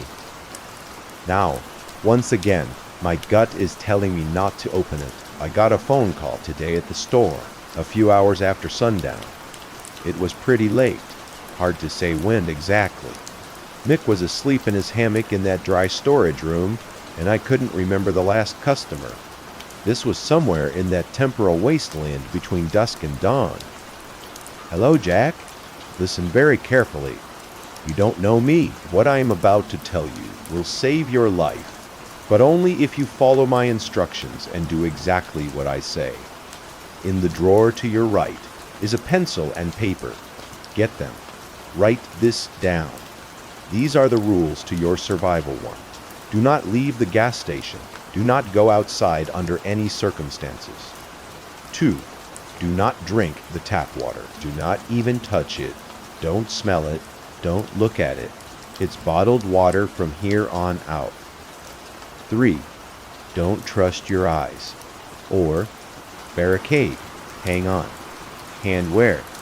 Did you say the pen was in a drawer to the right? Is it my right or your right? You are right. How the hell would it be my right? I am on the phone, right? Then I heard a car horn honk. It was the old widowed Mrs. Sutton. She's another local, someone the age of 100 years old, I had to guess. And at this point, not much more than a skeleton, wrapped in an ill-fitting suit with vibrant lipstick smeared all around the general mouth area. After her husband died, Mrs. Alice Sutton had taken to buying and collecting sports cars, oversized trucks, and racing them around the outskirts of Black River Falls, Wisconsin, all hours of the night. Her most recent purchase was a brand new Ford F-550 with a painting of the Hulk in all of his green smashing glory along the side. In person, she was a sweet old lady, no taller than 4.5 feet. She wore special shoes to reach the gas pedals, and always came to this gas station to fill up, because she knew that I'd help her pump her gas, something that she'd never done before, and wasn't interested in learning how to do. "1 sec," I said to the voice on the other end of the phone. "Be right back. Mrs. Sutton needs me to help top her off." "Listen to me," the voice bellowed. "Do not go outside. You go outside. You are dead. Do you hear me?" "I know what you are saying," I said, as I grabbed my crutches to get ready to leave, "but I don't work for you." Then I hung up the phone, and I went outside to help Mrs. Sutton. Old Alice was happy to see that I was back at work. Apparently, Mick made her nervous. She said he was flirting with her and wouldn't stop smoking while he pumped her gas before she left. She gave me a case of empty light beers and asked, "Would you be a lamb and toss these for her?" I can't say no to Alice. When I got around back to toss her trash, I noticed something terrible. The glowworm from this morning had formed itself into an enormous cocoon against the back of the dumpster. I can't explain why exactly, but this feeling was some sort of venom. What's the exact opposite of existential dread? Euphoria, existential hope? Now, what optimism feels like again? I don't know. It doesn't make any sense. But seeing the weird, garbage-eating caterpillar thing begin the brave journey of transformation made this tingling feeling in my soul. This was some kind of sign. Just when the caterpillar thought that his world had come to an end, he became a butterfly. My world has felt like it's been coming to an end for a while too, though, buddy, I am also on the verge of metamorphosis. Maybe the world doesn't have to be so strange and scary. Maybe it can be strange and cool. I decided that whatever hatched from the cocoon, be it butterfly or moth or monster, I was going to name it Starburst. I hobbled myself back to the gas station. I tossed one last look over my shoulder at the dumpster. One of the raccoons was stuffing the cocoon in his mouth. It devoured the whole thing in a couple of bites before making eye contact with me and dashing off into the woods. Caleb came into the store for his late shift and asked how I was feeling. I told him the pain was tolerable. He nodded like that was the kind of answer that he was looking for, and I went back to reading my book. A few moments later, the man with the beard came into the gas station. I almost didn't recognize him as the same man that went off into the woods after the creature he called an anglerfish. He had lost a lot of weight. His beard wasn't nearly as well kept, and he smelled like he bathed in a tub of pee. Someone farted, and, "Hey," I said when he came in. "You are still alive. Cool." Did I mention that the man was holding a pistol when he walked in? The thought crossed my mind for the briefest moment that I wondered what happened to his big gun. I didn't. I don't have time to ask him. He quickly found the locks on the doors, used them, then covered the short distance to my register, the gun extended and aimed at my face. "I told you not to go outside. You are lucky you are still alive," he screamed, before grabbing the store phone and yanking it out of the wall. He threw it to the ground with a loud, satisfying smash and asked, "Who else is in this building?" "Well, let me see. Is that thinking? Was you, me, and probably the other cashier, unless he went into town again. I saw the other car out there. Toyota. That's yours?" "No, that's got to be Caleb. Right on cue." Caleb walked out of the back, froze at the sight of the bearded man so pointing the gun at my face. Caleb might have been tempted to take action if he hadn't been carrying a 50-pound bag of corn over his shoulder. He just raised his free hand and said softly, "Hey, man, I don't want any trouble." "Yeah, after the cash, go ahead and take it. No heroes here." The bearded man laughed in an obnoxious way and said, "Well, T here is at least one. My name is Ben. I am here to save your sorry asses." Caleb and I made eye contact. A lot to be conveyed in just an instant, you know. The person you are looking at. He was trying to see what I wanted to do. I was trying to tell him to relax. This was neither the worst nor the weirdest thing to happen in that room. "Okay," I said. "What do you need us to do, Ben?" "To hear is something evil under the gas station. Nobody's leaving here until I understand what it is, because I know that someone's working with that thing. I saw it in my dreams. I know you have to." Well, he was wrong about one thing, and right then Mick walked out of the dry storage closet stretching and yawning. Then snapped him into a chokehold before he knew what was going on and jammed the gun against his head. "Are you listening to me? Ben Spoon, I just told you that this world as you know it is just a facade. Here is a devil here, and one of you is working for him." We looked at both of us for some kind of reaction. I don't think he got the one he was looking for. I just shrugged and said, "Neat," right then. Mick surprised the pants off everyone by half yelling, half laughing. "Let's do this. I am not afraid to die." Before reaching up, grabbing the gun pressed against his head and pulling the trigger, he had more to say to me. But I'll never know, because right then, Ben yanked his head back and slit the knife, blade the size of a large chihuahua, across his neck, neatly slicing his head halfway off. Blood erupted out in a couple spurts, then stopped, and Silas Mills no more. "That's what you get," grunted Ben, as he flung Silas's lifeless body under the counter, his blood pouring out and mixing with all the rest. He was gonna suck forever. I had to clean all this up. When we opened the freezer, we found that Mick had gone all bad on Caleb, sticking clumps of frozen meat all over his face to reduce the swelling. I made us a fresh pot of coffee, and we took seats around the table by the window, just in case a nosy passerby decided to pass by. We put a tarp over Silas, moved the wet floor sign next to it, but about half an hour we all just sat in that coffee-pregnant silence. When we were all done with our third cups, Caleb finally spoke. His jaw was swollen to hell, but he was still able to pronounce his words with only minor difficulty. "So why haven't we called the cops yet? This is clearly self-defense. I got the face to prove it." "Yeah," said Ben, after some lengthy deliberation. "Yeah, let's call the cops. That'd be good. But tomorrow, you and I need to have a serious talk, Jack. I called Andy from the only phone in the building with any reception. Silas's cell.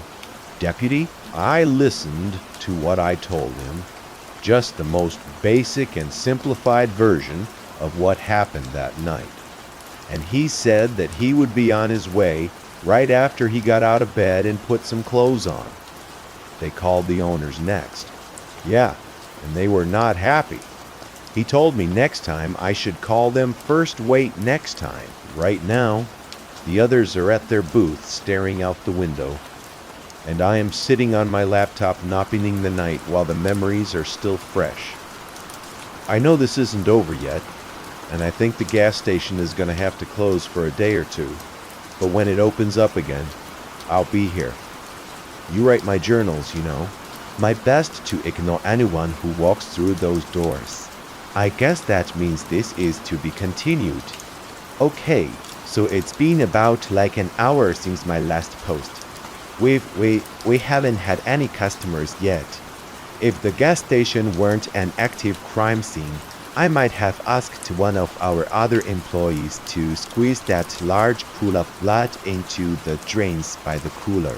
Those of you who are out of the loop, you may want to catch up by listening to the earlier posts. I don't know what Andy's personal grooming routine looks like. I have to assume that. Man, he spends at least 20 minutes a day in mustache prep. But even factoring that in, he should have been able to make it to the gas station by now. I called him a few minutes ago to make sure that he hadn't gone back to bed and to make sure that I hadn't imagined that phone call in the first place. The conversation went something like this.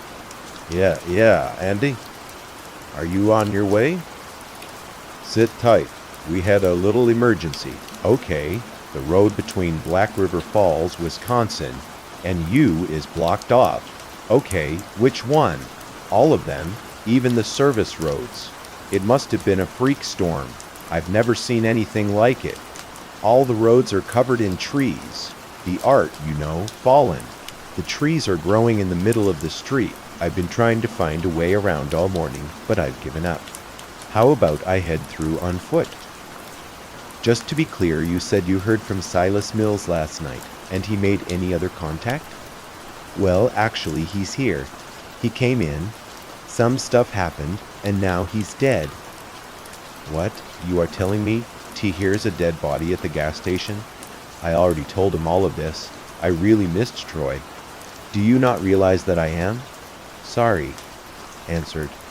When the phone rang earlier, I had just woken up from this beautiful, weird dream of a dark God calling me into his eternal grace, taking me by the hand and guiding me into a blessed oblivion, bringing me from all the pains and suffering of this mortal prison, nurturing me like a child, inviting the world into a realm of higher existence, allowing me the privilege to devote myself. It was glorious servitude. Okay, I guess I'll see you when you get here. I ended the call and checked the charge on my phone. The battery was sitting close to 50%. What's the deal, Lucille? That's Ben. Andy is on his way here on foot, but we might have another problem. Holy shit, you guys see that? Caleb asked, pointing out the window. Now, I couldn't quite make it out where I was seated behind the counter, and I didn't feel like hobbling over a corpse just for a look. What is it? Yeah, here's a bunch of naked people out on the road. They're all walking this way, Caleb answered. What the hell, you say, said Mick, who was suddenly taking interest. He pressed his face against the window for a better look. Those aren't just people. I know them. That's Mary and Tom. And there goes Fred. At least those are the names I gave them. Then the German closed the frozen drink machine, throwing over his shoulder a quick, "They, friends of yours, at family?" Actually, well, they were anyway, before they disappeared, but I don't remember them looking like that. Like what? I asked, starting to get an uneasy feeling. Like, he took a second to find the words. All he came up with was, "They look funny." They continued walking closer to the gas station, close enough by now that I could see them. At least a dozen people, stark naked. The closer they got, the more details we could make out. The more I wish I couldn't. Their eyes were milky and pale. Maggots crawl out of infested crevices all over their body. Their skin is dirty and covered in lesions and bruises. Mick was certainly not wrong. They looked funny. I'm sure you know the Hollywood-style zombie walk, a shuffle of an undead body with impaired motor skills. The scariest part of these people approaching the front door of the gas station was that they were walking 100% perfectly normal. Here's a bunch of decaying nudists out for a stroll. It was a loud crash that suddenly snapped us out of our probably rude staring. We all turned to see that Ben had pulled the frozen drink machine to the ground and was attempting to drag it over Spencer's towards the front door. The sticky syrup concoction spilled out all over the ground, mixing with the congealed blood and coating the floor in a warm, red, and brown-purple viscous soup. T, here is no way we won't have an insect problem after this. Mick and Caleb didn't have to ask what was going on. They instantly knew the plan and began yanking down whatever fixtures were bolted in place and piling them up on a barricade against the glass doors. I wouldn't help with one foot this broken leg. Besides, it looks like they've got this under control. You think you can stay alive long enough for us to survive? Ben asked. We've got almost 90 years' experience staying alive between the three of us, Caleb. Joe? Ben directed his next question to me.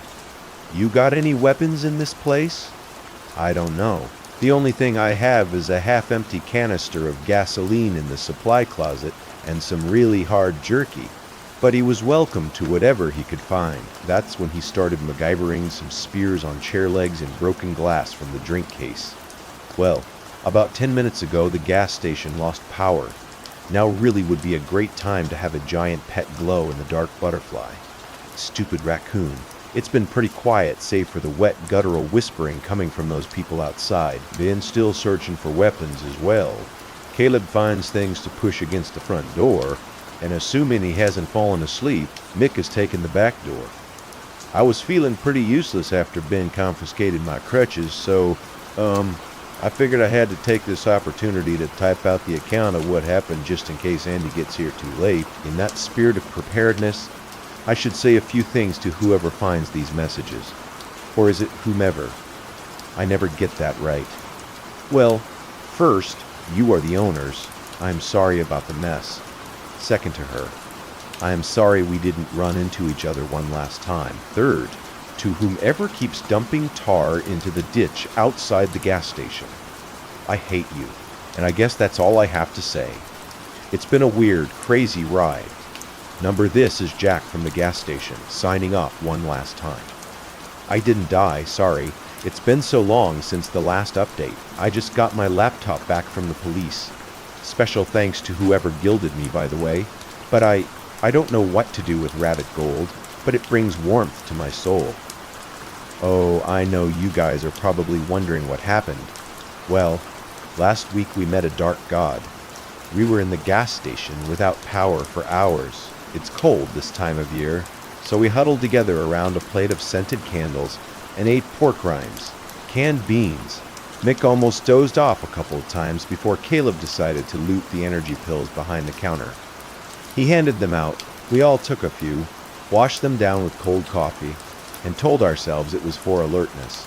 But all they did for me was create a heartbeat arrhythmia that sure would be funny if those things broke in here just to find the floor of us dead from heart attacks.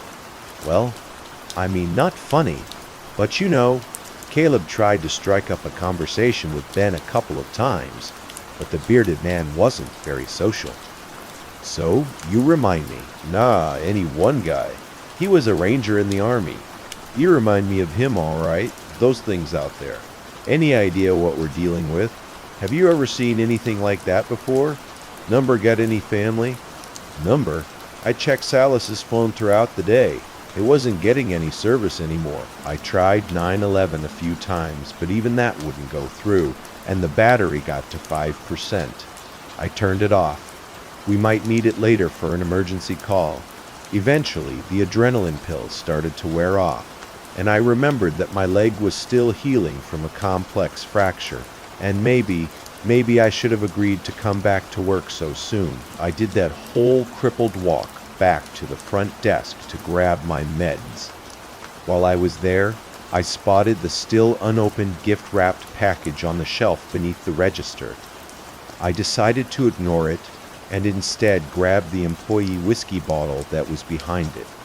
We told ourselves it was for our nerves. Well, it did for me, and gave me an even worse heartbeat arrhythmia. A few more hours passed after he killed the first bottle. We opened another. Then Mick got into the energy drinks. Because, I mean, we all needed mixers.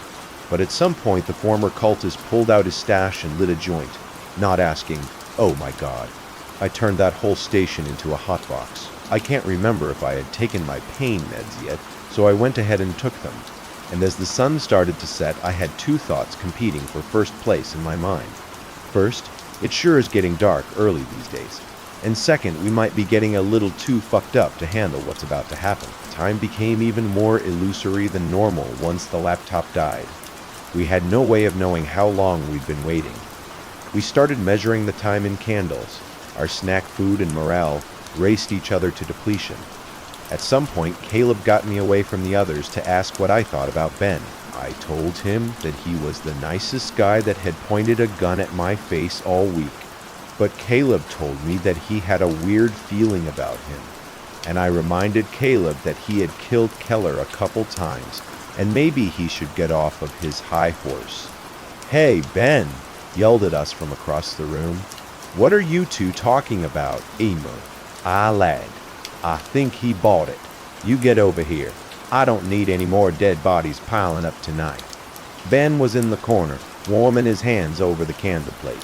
It was the only source of light in the building and was casting shadows that could easily be described as spooky. If I weren't in such a serious life or death situation, some of these shadows looked like faces, smiling, laughing at us idiots. One or two looked like old presidents. One of them asked me what time it was. Holy crap, I was tripping. "You okay, man?" I was asked, snapping me back to reality. I honestly have No idea. Have you ever figured out who placed that bomb? A Silas Mills. And a gurgle? What do you mean? I thought you did me. Bombs aren't my style. Who do you know that can build a bomb? Well, W, here's Mick, I asked. Ben picked up a spear, normally my crutch that he had paracord and his knife to, and asked, Who the hell is Mick? Is someone else here? Mick, the other employee? I looked at Caleb. He shrugged and said, I don't know. No, Mick. How many of these pills did you take? And I imagined Mick this entire time. Then I just judged Tyler dirting this guy into existence. I tried to sit down on the tarp, but it turned into me lying on my back while the room spun. I could feel the human debris squished between that tarp fabric as I rested my head. How much of any of this was real anyway? Yano, all those years ago, the first doctor tried to prepare me for life with my condition. There weren't that many other cases before me, so they didn't know exactly how everything would play out, but every case had a few of the same side effects. Of course, there'll be weight loss, fatigue, headaches, all the signs of normal physical illness early on. As the condition developed, there would be more interesting side effects, hallucinations, memory loss. It works. And of course I can't be properly anesthetized. They tried, in other cases, to induce medical comas, but that just messed things up further. I'm always wide awake and halfway lucid during surgery. If you want to know what it's like, I'll tell you the truth. It's boring. Now what? Usually when I hurt someone bad enough, they pass out from the pain. They gave me a couple years tops. I hadn't been keeping track of time right then. Mick walked into the room zipping up his fly. Presumably he had just come from the bathroom. But who really knows? I pointed at him and yelled, Bad guy! See him right there, that's Mick! Caleb looked where I was pointing and back at me. What do you mean, Jared? Oh yeah, that's right. He has a real name. I hate it when he calls me Mick. Ben set the improvised spear down and turned his attention back to the fire. We'd better get him under control. Should open your package, said Silas. Hey, wait a second. Aren't you supposed to be dead?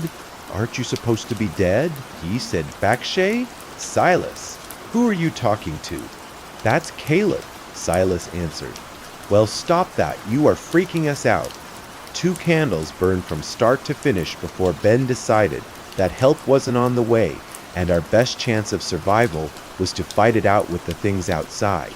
I disagreed, but Ben informed me, in his own polite way, that it wasn't up for vote. We peeled back the layers of barricade just enough to get a view of the outside, and once we knew what we were dealing with, we could come up with a better game plan only. He couldn't actually get a good look because something was blocking the view, something just on the other side of the glass door. Ben yanked the rest of the barricade down and took a few steps back to marvel at it. Oh well, you don't see that every day. Number, you know. I can't do it. I am sorry. His name's Mick. We were trapped there inside the gas station. On the other side of the door, a network of trees had grown together, twisted into knots and pressing against the glass. It was so densely pressed into a single wall tree trunk that not even light could get through it. For all we knew, it could have been daytime outside. We have to get out of here, said Ben. We checked the back door, but it was the same thing. I often wondered how long a person could survive inside the gas station without any new supplies coming in. I had run that as a thought experiment in my head 1,000,000 times on boring nights. What else is there to do? I had to run the thought experiment for countless different contexts. How long could I survive at the gas station if we were transported back in time, or to another planet, or if there was a zombie apocalypse, etc. What I had to do, that under ideal circumstances, I could live off the supplies on hand for 4 years. If I could find a source of water, 6 weeks, if not. These, however, were not ideal circumstances.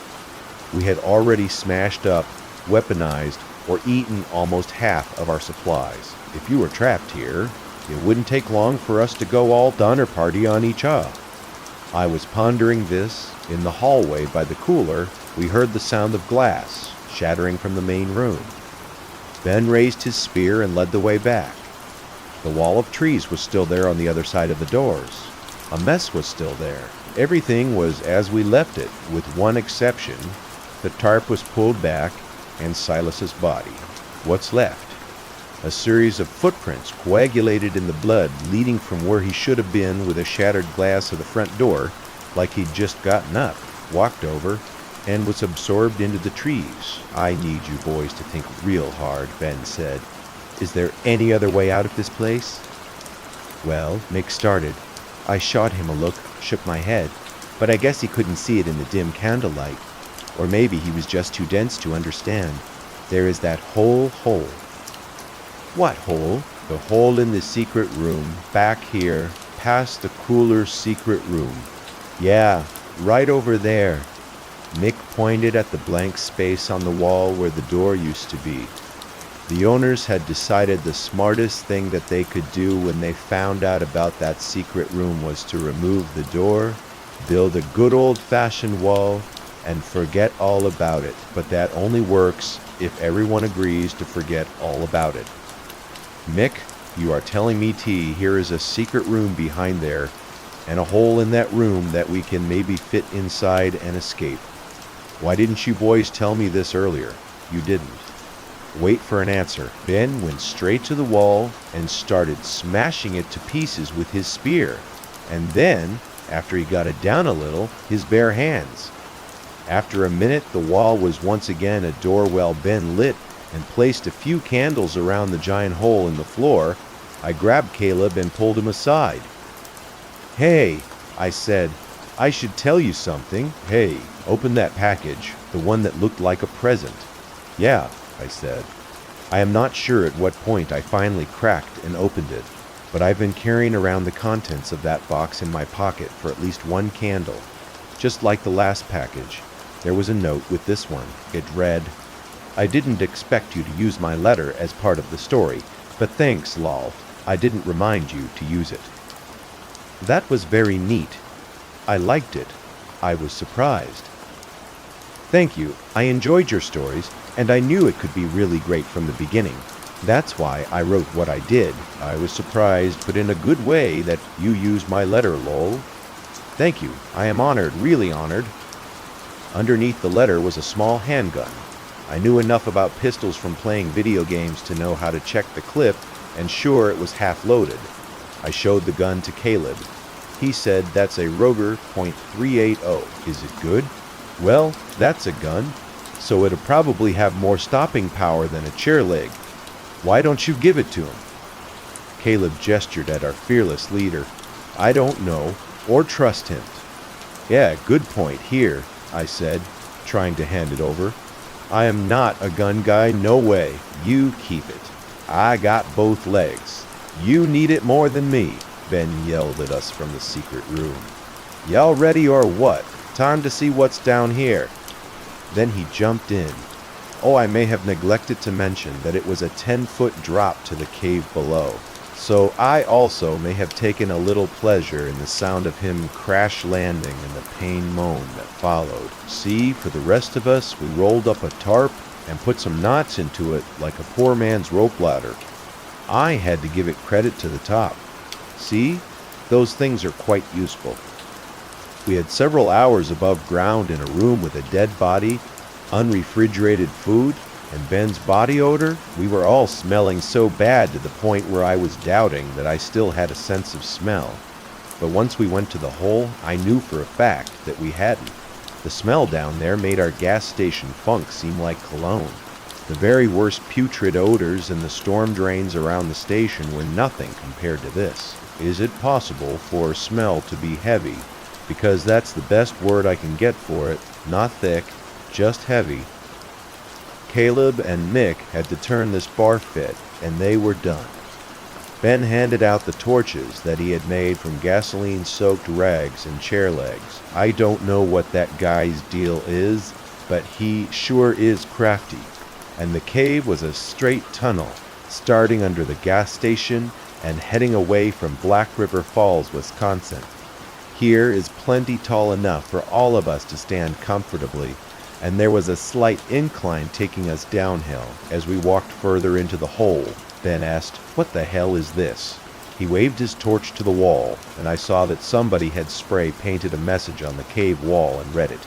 It said in shaky handwriting, "Arita, the raccoon, ate the cocoon." I said it a few times in my head and was pissed off just how close it came to rhyming, but didn't like a song slightly off key. The handwriting was eerily familiar, especially the capital R. I couldn't remember why. There was another lawn gnome on the ground beneath it. We continued further into the cave. Ben was way ahead of us, me bringing up the tail, wobbling along with one crutch. The deeper we went, the narrower the cave, the stronger the smell. Nothing about being down here, away from the gas station, felt like an improvement over our previous situation. It wasn't until we made it to the tree that I really decided that we had messed up. I don't know how long we've been walking down there, maybe a half mile or so.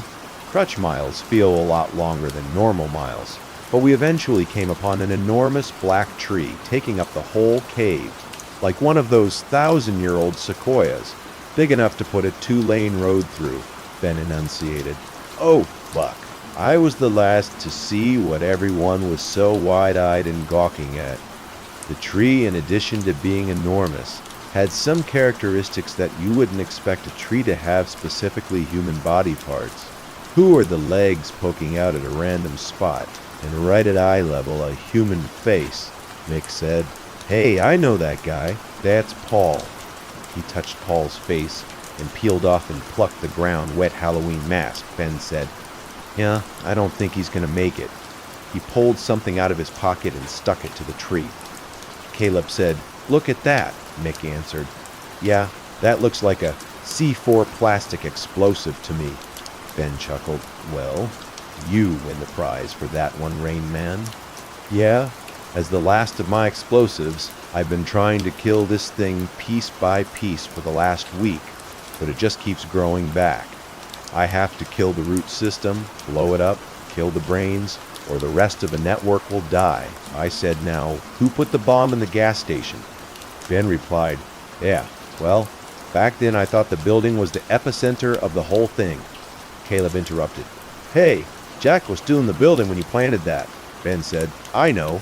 Oh, guys, Caleb snapped. You knew he could have died if that thing went off. Ben replied, Guys, look, fuck, this is war. And in war, there are always casualties. You can't make peanut butter without smashing a few nuts. Caleb said, Guys, what? I said, Ben, I am a little busy. Ben replied, Well, we're all pointed back the way we came. We all turned to see Silas standing in the middle of the path. Oh, we could smile on his face. He said, Hey, miss me? Caleb screamed at me. Jack, the gun. I pulled the weapon out of my pocket and chucked it as hard as I could. It smashed Silas right in the face, and he fell over. I was very proud. For like the 2 seconds it took me to realize what I had done wrong.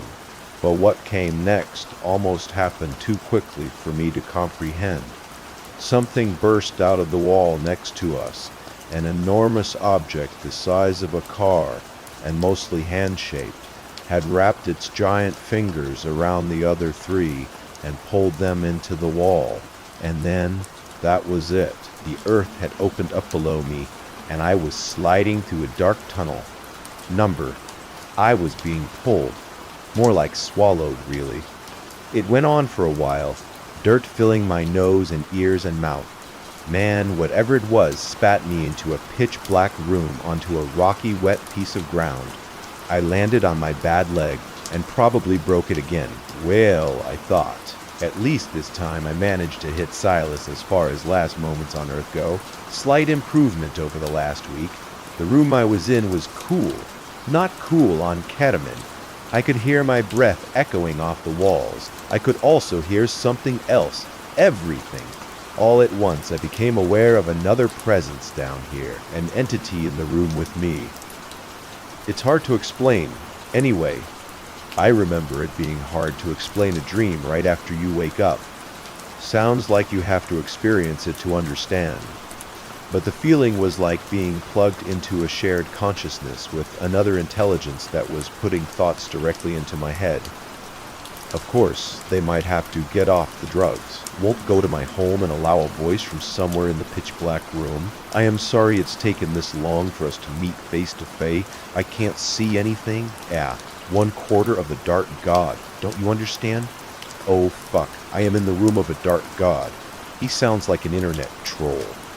I guess what? I guess that makes sense. But might as well, you know. Get this over with. Do you think you can make me turn on some lights so I can actually see who I am talking to? You'll out on a very human-sounding sigh and exclaimed out of nowhere. The entire room turned into an intense, furious red. All I could see was pure light. I covered my eyes. But even then, I could see the bones of my hands through my eyelids, even with the meds. Yeah, that shit hurts. Too bright. You'll split the difference. Wow. This part of the voice. I didn't realize that you were going to be such a babe. And then, just as suddenly, the brightness relented. After a moment, my pupils adjusted, and I could see what I'd been talking to the whole time. The things rumble before the dog's jaw. He, I mean. It was if it was a he, and I am not. I am not just gonna go off the sound of his voice. But he was about the size of an elephant, swollen and round, like a yellow tan, yellow hide. The best channel I could think of to compare him to would be like an enormous T-Rex with 6 rows and stubby arms on either side, 6 rows of sagging breasts and a human-sized head on the top.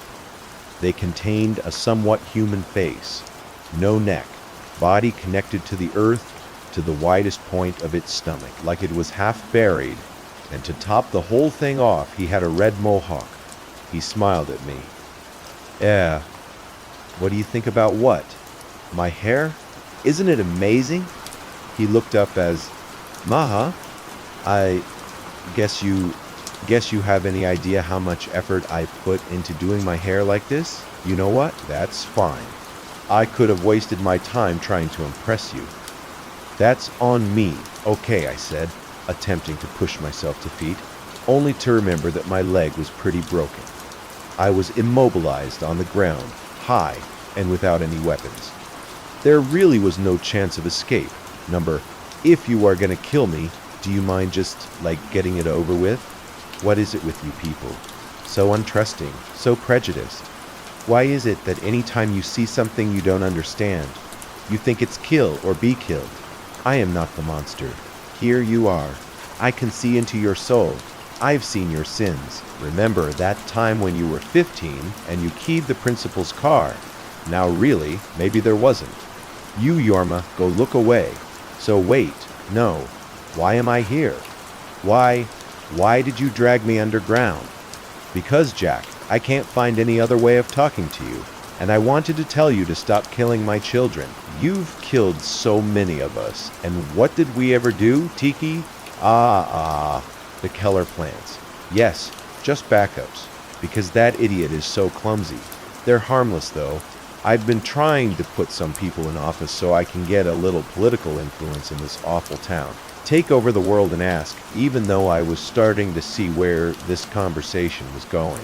No, I want to pressure the city council, but cut back on money on trying to save the world. McEwen, you are awful. Friends keep killing us and trying to blow me up, but okay, wait. But Silas, he beat the shit out of. That guy's awful. He's following your orders. Well, excuse me for thinking that people have the potential to be rehabilitated. I hired Silas because I needed someone to protect Keller, and I gave him very specific orders not to kill anyone, which he agreed to. But you've killed tons of people at the contest, your entire compound. Now, actually, no. I hate to be the one to say this, but those guys killed themselves. And yeah, it was really sad. A mass suicide. But if you listen to them, I think he was pretty honest. You guys should have seen it coming from a mile away. I mean, consequentialism mixed with a moral obligation to end suffering. He waved one of his 6 arms in a jerk off motion before continuing. I don't want to let all those perfectly good, fully formed adult bodies go to waste. You even know how hard it is to make one of those from scratch. It's not easy. But she said that you sent the things that were after us in a gas station. Again with the self-centered hero complex. It was never about you. I sent my children to bring Silas's body back here. I was hoping I could get him home in time to rebuild him without any permanent brain damage. I think next time you see him, you should apologize for what happened. I swear, ever since Romero made zombies cool, people see a dead man come back to life, and instantly they get this urge to kill. Whatever happened to calling this a miracle? Nobody freaked out when Jesus came back. Okay, are you saying that Jesus was like those mathematists, just like a reanimated corpse? Is that really what you want to talk about? Jug? That? Okay, but doesn't God mean like evil inside? The last time I was awake, Doc, God had a completely different connotation. But you can't use my branding as your excuse for burning up Keller. You asked me, you deserve the ass to be God. But it irks my mind. Freddy proved that the Dark God was the monster I knew him to be. But the only thing I could come up with was a sad, ice-cold realization we're the monsters. I am afraid, Shot. I am sorry. That's a strong... So this is it? He's the reason for all the weird stuff going on out here in the gas station. He laughed again and wiggled his head, which I took for his version of shaking. No. I'll be honest with you. I have no clue what half of these things are. Your gas station is weird, and I do not even know why. The hand plants in Keller's roomie, the smell, I'll fess up. That's me too, but all the other stuff. Man, it gives me the heebie-jeebies. You know that glowing worm bug thing? That was pretty weird. Huh. Make it sound so when we do. Now, I'll send you and your friends back home and you quit killing me. That's my deal. Do we agree to that? Yeah, I think so. Yeah. So are we shaking hands or... At that moment, an enormous hand burst out of the wall and wrapped its fingers around me. The next thing I knew, I was coughing up dirt down on all fours on the street outside the gas station over the morning. Good. We made it out. I looked over, and I saw the other three standing there, covered in black dirt. I was back where it started. The trees were all gone, leaving no signs they were ever there. In the first place, the gas station was a wreck. The front doors were smashed out, and the raccoons were running a loot train for whatever edibles they could carry from the front, their nest behind back. What happened, man? That's Caleb. I am not really sure, I answered, digging the clumps of dirt out of my nose. In here, yeah. Well, you were lucky your friends made me wait a minute to give you a chance to get out. They looked at my hands. They're nearly black from all the layers of dirt coating them. Wait for what? For this, Ben answered as he pressed the button on his remote detonator. And somewhere deep in the woods came an explosion that rocked the earth and sent birds flying into the sky. Oh, this is a car alarm? We're altered. Holy crap. The black clouds slowly started to fill the sky, and I felt something inside me scream and die. Well, Ben, if you don't mind, I am gonna go get lost before 50 shows up. And he walked off into the forest, hopefully never to be seen again, and that's what happened. If you can believe it, I am back at the gas station working again.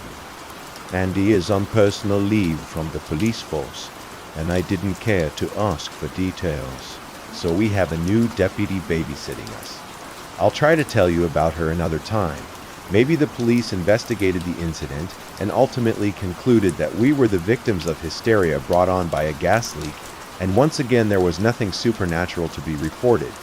Her mouth is the end of the dark god, but I do know where. I haven't felt any compulsion to continue digging, but since Bim blew up that underground tree thing, things are settling back to our brand of normal. You still work way too much.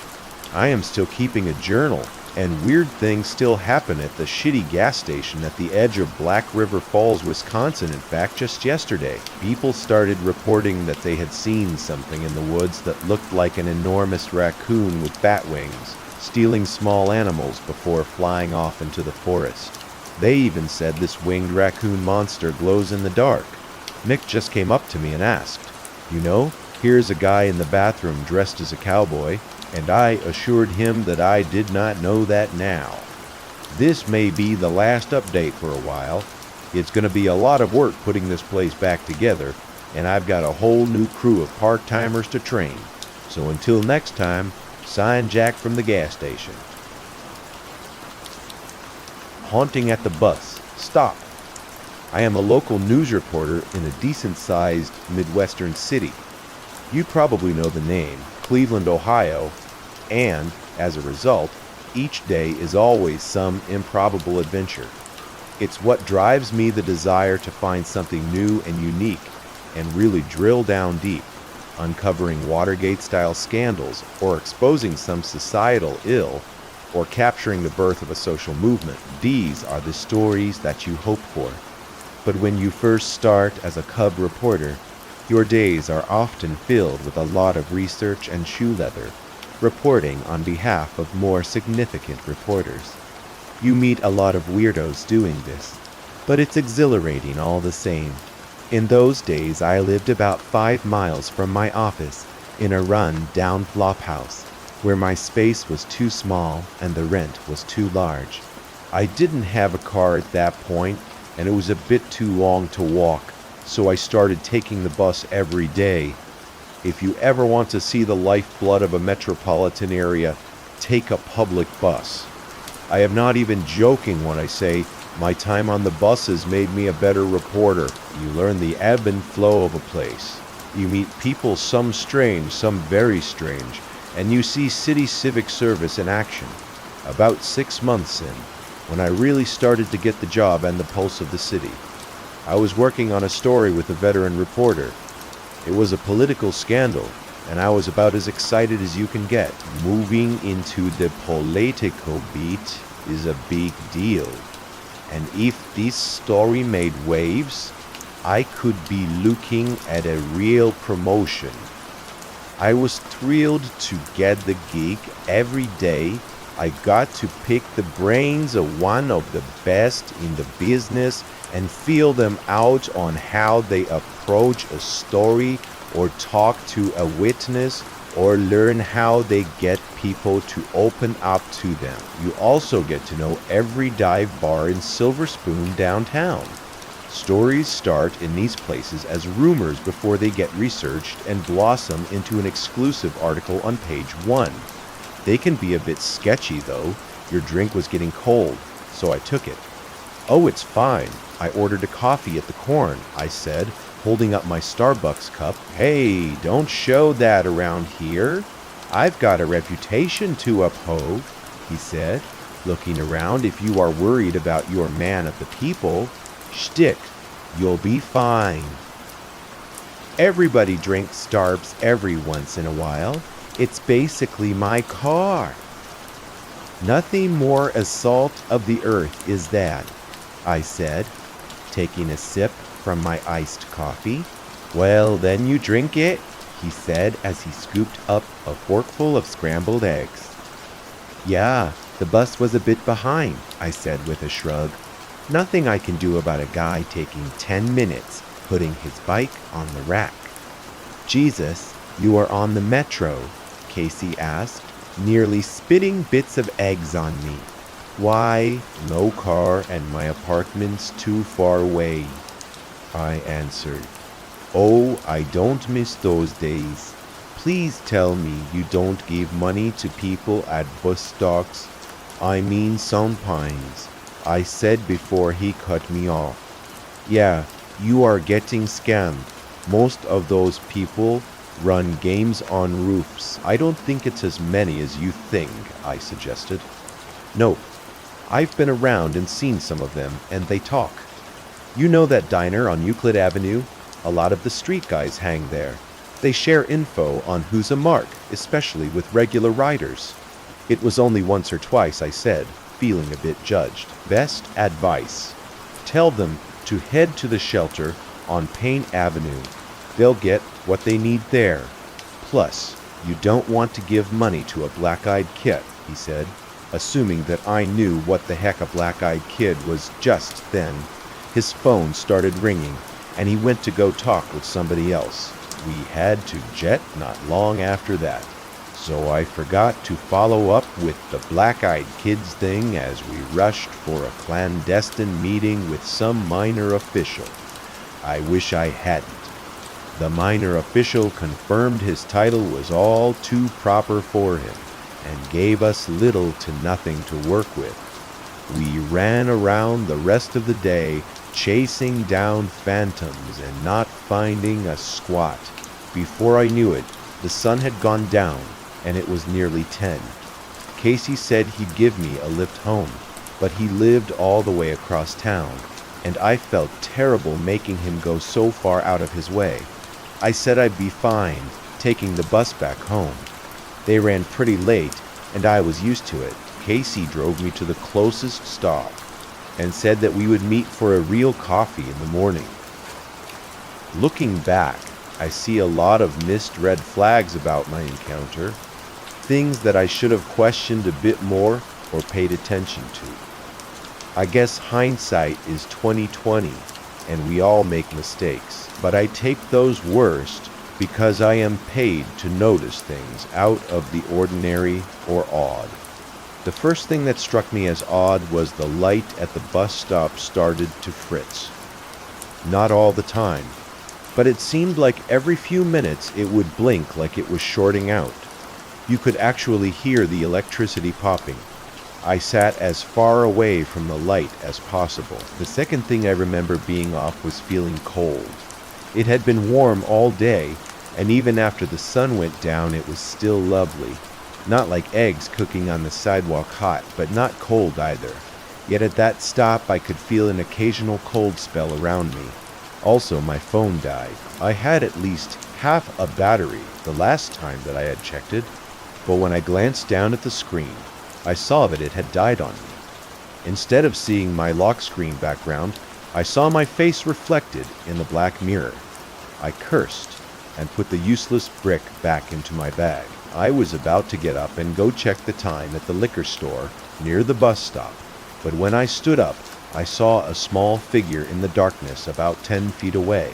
At first, it nearly gave me a heart attack, but once I calmed down from my initial surprise, I noticed the shadow was a kid. They didn't come towards me at first, but just kind of hung back and watched. I put my head on a swivel just in case this was all a setup. I had covered enough robbery stories to know that this is the exact scenario for that. I decided to be bold. "Excuse me," I called out. "Do you need something?" I could see the kid was shifting from side to side, nervous, then looking for their voice. Any ideas about them being a front for a gang or something dissolved in front of me? Without taking a step near me, they asked in a soft-spoken and tiny voice, "Net, is this a stop for the number 12 bus?" "Yes," I said. "It's due any minute." "Oh, okay. Are you waiting for someone?" "They didn't answer, so I decided to take a step towards them." "Are you lost?" "Yes," they said back meekly. But I just needed someone to show me the right bus stop." "Well, this is the right bus stop.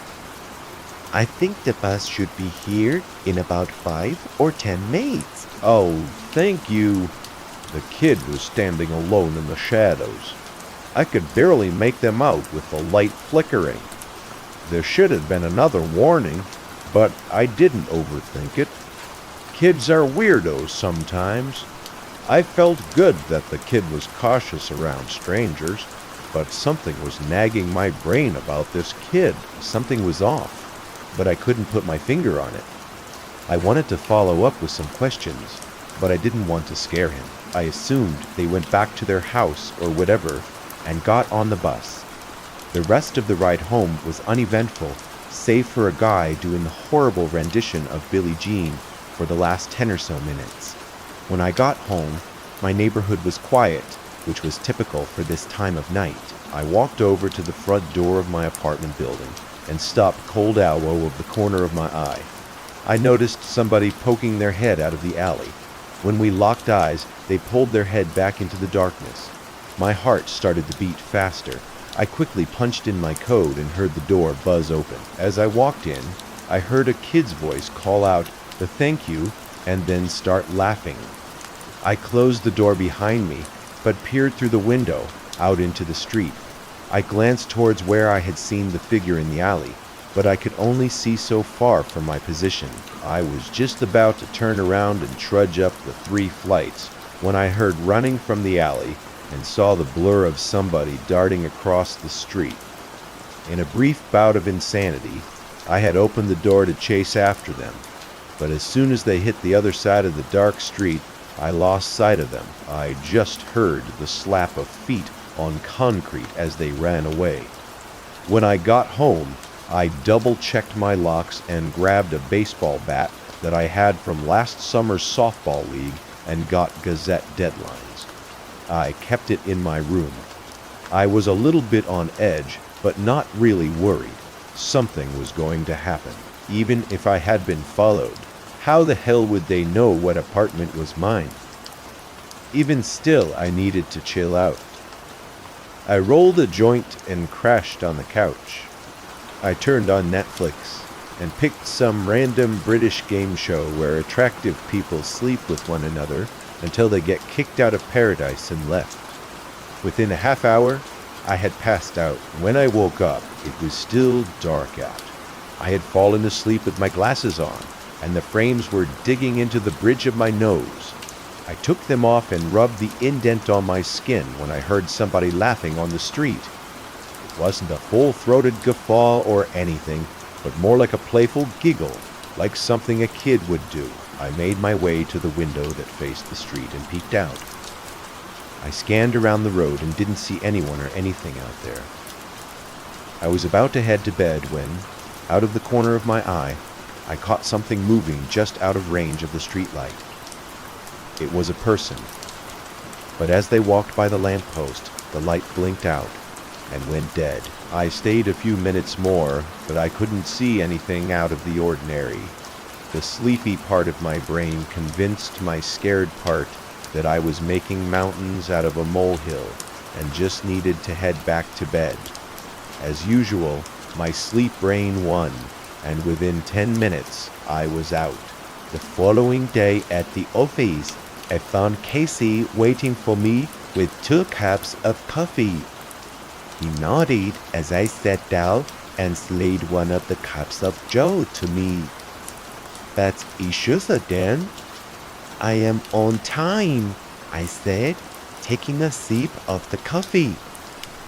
"Oh wow, this is good." "I know," he said, smirking. And for a reporter, being on time is being there 30 minutes early. I got a huge lead on the story. Someone inside the administration is looking to talk. Someone big. I was excited. "Break the story ode," I said excitedly, "and break the world wide open if they decide to go on the record. They want to meet us and feel us out before they start giving us any information. How did you pull this?" "I know everyone," Casey said, matter-of-factly. "It was only a matter of time before somebody spoke up. They know what's going on is wrong," I said. "And that is what always flips people," Casey said, taking a sip of the coffee. "Outside of sociopaths and psychopaths, most people have an internal altimeter that tells them when they should deploy their safety chute. That's true even with government hacks. You can only swallow so much garbage before you spit it up. I like the parachute metaphor better. Everyone's a critic. Come on, we got some stuff to do. Hopefully, not throw it up." "Oh, don't get gross on me now. Professionalism all," Casey said with a wink. "Over in the hour." We were meeting in a place 30 minutes outside of town, a tiny roadside diner that caters to long haulers and families exhausted from travel. We sat in the corner and discussed things like we were talking to a foreign agent. The person, I'll call them Alex, for security's sake, never burn a source, people, was hesitant to speak and gave us basic one-word answers. Once lunch got there, they became a bit more chatty. Food can do that to a person. It's kind of a well-known sikh, Alex said, of finishing off an onion ring. Nobody questions it, because questions lead to demotions and firings. We just let it go on. And the mayor knows about this, Casey asked, indulging in an onion ring. Well, the mayor ordered it. Alex said years ago, one of their first acts in often, it flew under the radar because of the policing issues. But it's been on the books for years now. The act is all well and good, legal if a bit dubious, but the actions people take regarding the act, well, those are gray areas at best. A lot of us have asked the mayor to clamp down on this, but they refuse. A lot of money comes through those lines, you know. Yeah, money makes the world go round, Casey said. Can I ask a question? I said, walking out onto the ledge. I don't think Casey expected me to say much. In fact, based on the look he shot at me, I knew he didn't.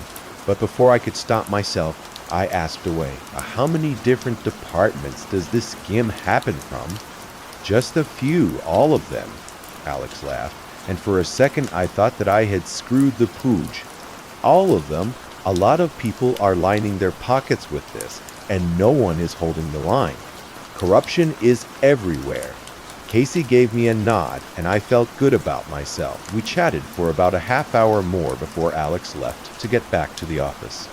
Casey and I stayed behind and ordered pie. Key lime was their specialty, and we had some coffee. You did good, Casey said, taking a bite out of the pie. He opened up a bunch of new areas for us to explore. I thought it was limited to only the mayor's office, and maybe the police department, but if most of the people are skimming, thank you, I said, not wanting to blush but feeling it happen anyway. This is a red ball story. Yeah, it's got that vibe. I'll tell you that much. You also just got a whole hell of a lot of New York. We need to know who runs the departments and see if anyone is willing to talk. Start small, then work your way up. If we spook them, we lose them. I nodded and was excited to hit the ground running. We got back to the office, and I went to work. I was in one of those crap I missed dinner working sessions where you fail to notice that it's suddenly night and you are starving. So I decided to call it a night. I was going to hurry home, order some Chinese, and get back to my Brit dating show. I needed to decompress from work.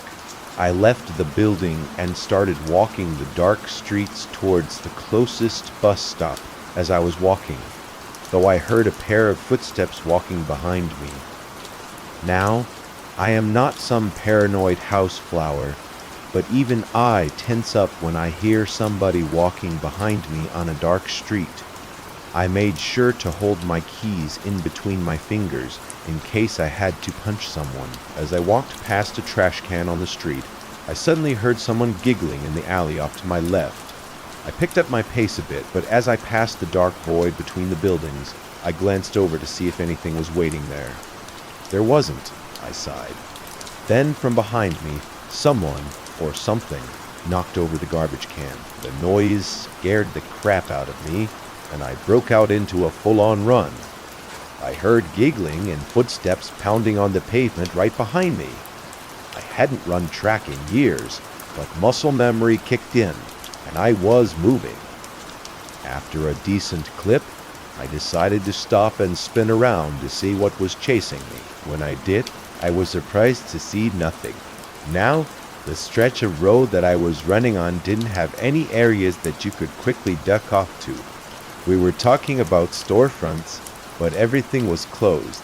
Unless this person decided to run in the completely opposite direction, there wasn't anyone near me. I laughed because I didn't know what else to do. Was I going crazy?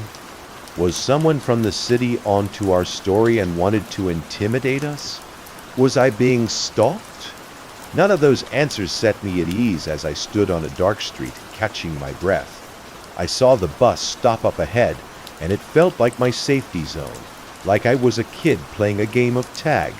I convinced myself that if I got there, no harm would come to me. I was sure of it. I know that doesn't make any sense now, but when you'd had the heebie-jeebies behind you as you ran alone on the street, you make nonsensical agreements with yourself. What was really weird was as I walked down the street quicker than my usual pace. Every time I passed a light pole, the light flickered. At first, I assumed it was the failing city infrastructure, but it became too apparent that it was a pattern. Was I setting off the lights? I got to the bus stop and took a seat on the cold metal bench. I couldn't stop bouncing my leg. I was still so full of nervous energy. I was ready to fight if I had to, but I was hoping the bus would get here before it got to that. And that's when I heard someone behind me call out. "Excuse me," they said, nearly causing me to jump out of my skin. When I calmed down, I realized that the voice belonged to the kid from the night before. "Was that you chasing me?" I said, suddenly finding my parents' voice. "That wasn't nice. I wasn't chasing you. I was chasing the thing that was chasing you." My blood went cold. "What? You heard it right. Footsteps, breathing. It was coming for you, and I stopped it by pushing over the trash can." "Why were you laughing?"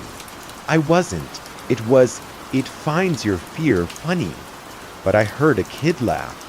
"Can I have $1 for the bus?" "I heard a kid laugh. It can sound like anything. Can I have $1 for a bus pass?" "I need to get home." "Where do you live?" "Where are your parents?" "They're waiting for me at home." "Where's your home?" "Oh, not that far. I saved you. Can't you help me?" The light above me started to buzz and blink. I felt a cold breeze blow by me, even though it was as still as a grave that night. Off in the distance, I heard the bus rounding the corner. "I helped you. Can you help me?" the little voice said. I reached into my wallet and fished out a 5. "Thank you," I said, holding the bill out. The little figure moved out of the shadows. They were slight, barely there, even in the pale. As they got closer, I felt another cool breeze across my face. The light above flickered, and I finally caught a glimpse of their face. The little girl's eyes were black, startlingly so. Her skin was so white that her eyes stood out like somebody had shined a light on them. I only saw them for a minute because the overhead light flickered out, but they were haunting. As the little girl took the bill, she dragged her nail across my wrist and broke the skin. She laughed and ran away from me as the bus pulled up. As she had disappeared into the shadows, she never got on. I kept replaying the encounter in my mind the rest of the night. It even ruined a Brit date. It was bothering me what was following me. How long had whoever or whatever been hanging around me? Was it natural or supernatural? What about that little girl? Who was she, and why did she keep popping up near the bus, but never actually riding the bus? Why were her eyes so black? Every time I closed my eyes, I could see her face staring at me. Those doll eyes, unnatural and cold, and her smile. Was she one of Casey's black-eyed kids? I knew I needed to find out, so I pulled out my phone and gave him a call. I knew it was late, but I also knew that he'd probably be up nursing a drink somewhere. "Do you know what time it is?" Casey said as he picked up the phone. "Sorry, I know it's late," I said quickly, moving to diffuse the anger. "But I have a question for you. This couldn't wait until the morning. You remember a couple of days ago when you mentioned a black-eyed kid to me?" "Well, vagues," Casey said. "Why? What exactly are black-eyed kids?" There was a long pause. "What's going on?" "Nothing. I started before he cut me off. You don't call this late for nothing. Is something following you?" "I don't know," Casey signed. "You didn't give anyone money, did you?" "I didn't want to tell him.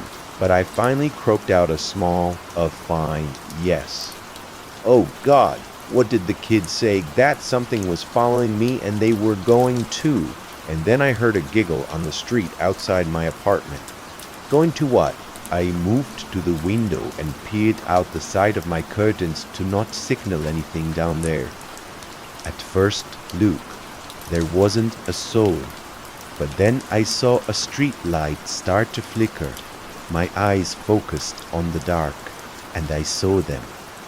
The little girl was standing in the shadows outside my apartment. Hey, what's wrong? The girl, she's outside my apart. Is she alone? I glanced around. I think so. I don't see anyone else. Goon, Casey said. Sometimes they travel in packs. I am sorry. What? Listen to me. Whatever happens, do not leave your apartment. Do not open the door for anyone, regardless of what they say. Why? Because something wants into your place. What for? They want you. Why? You don't want to find out. I am going to head over with somebody that can help. How will I know it's you? I'll say a password, Banana Tuesday. You hear me say Banana Tuesday. It's me. Well, what should I do in the meantime? Nothing. Don't open the door. Don't engage. Don't do anything. And for God's sake, don't let anything touch you. I stayed quiet. She didn't touch you, did she? Well, she scratched my wrist when I gave her the money. I heard Casey pull the phone away from his mouth and swear loudly, and then he got back on. Just stay calm and wait for me. If you have salt, put some in all the corners of your apartment. A little pile, nothing crazy, just calm down, I thought. Sure.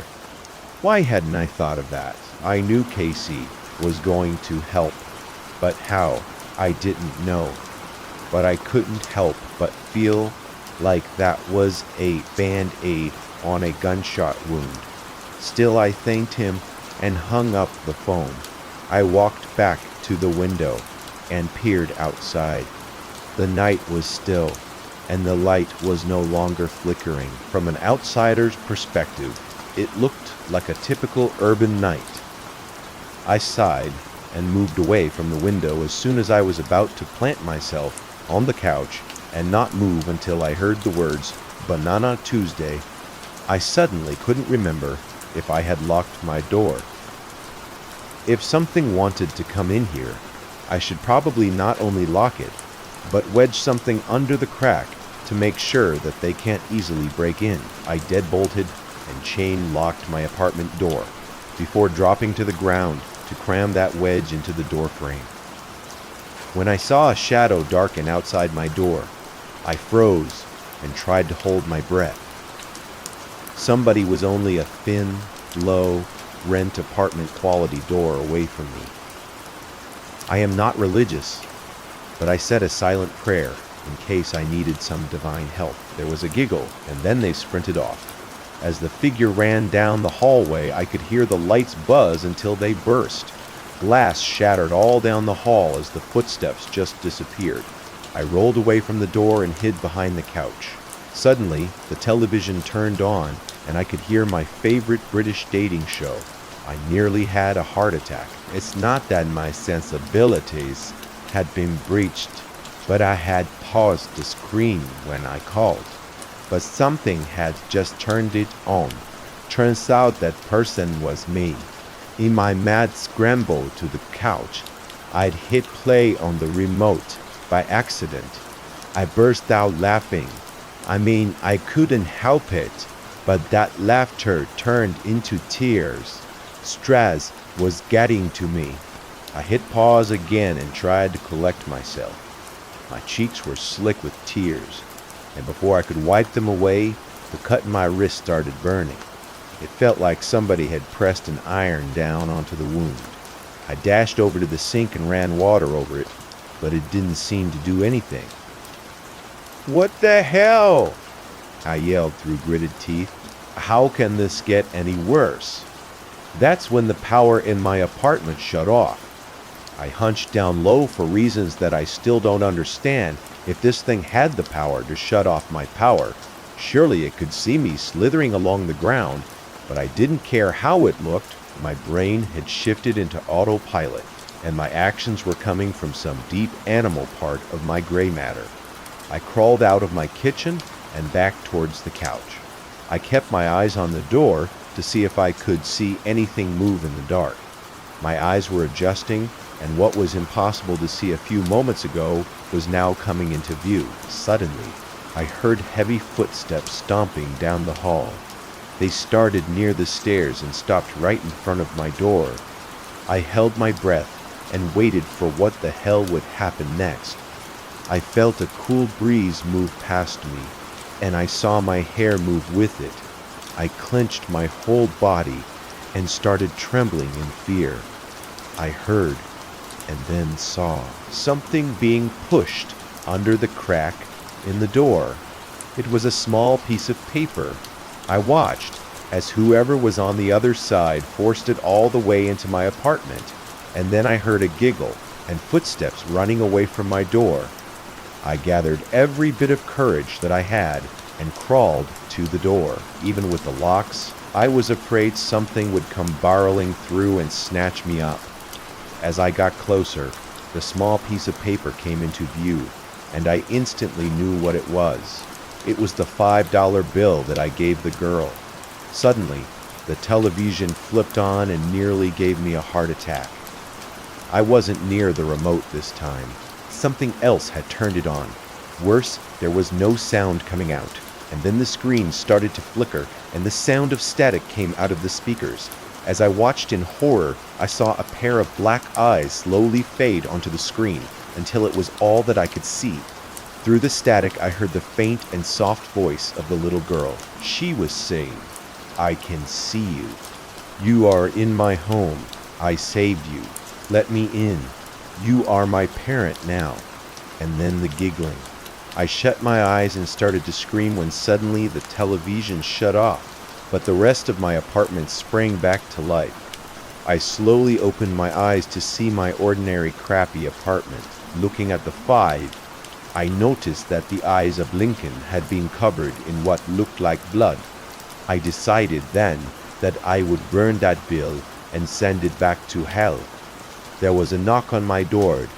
"It's Casey," the voice on the other side said.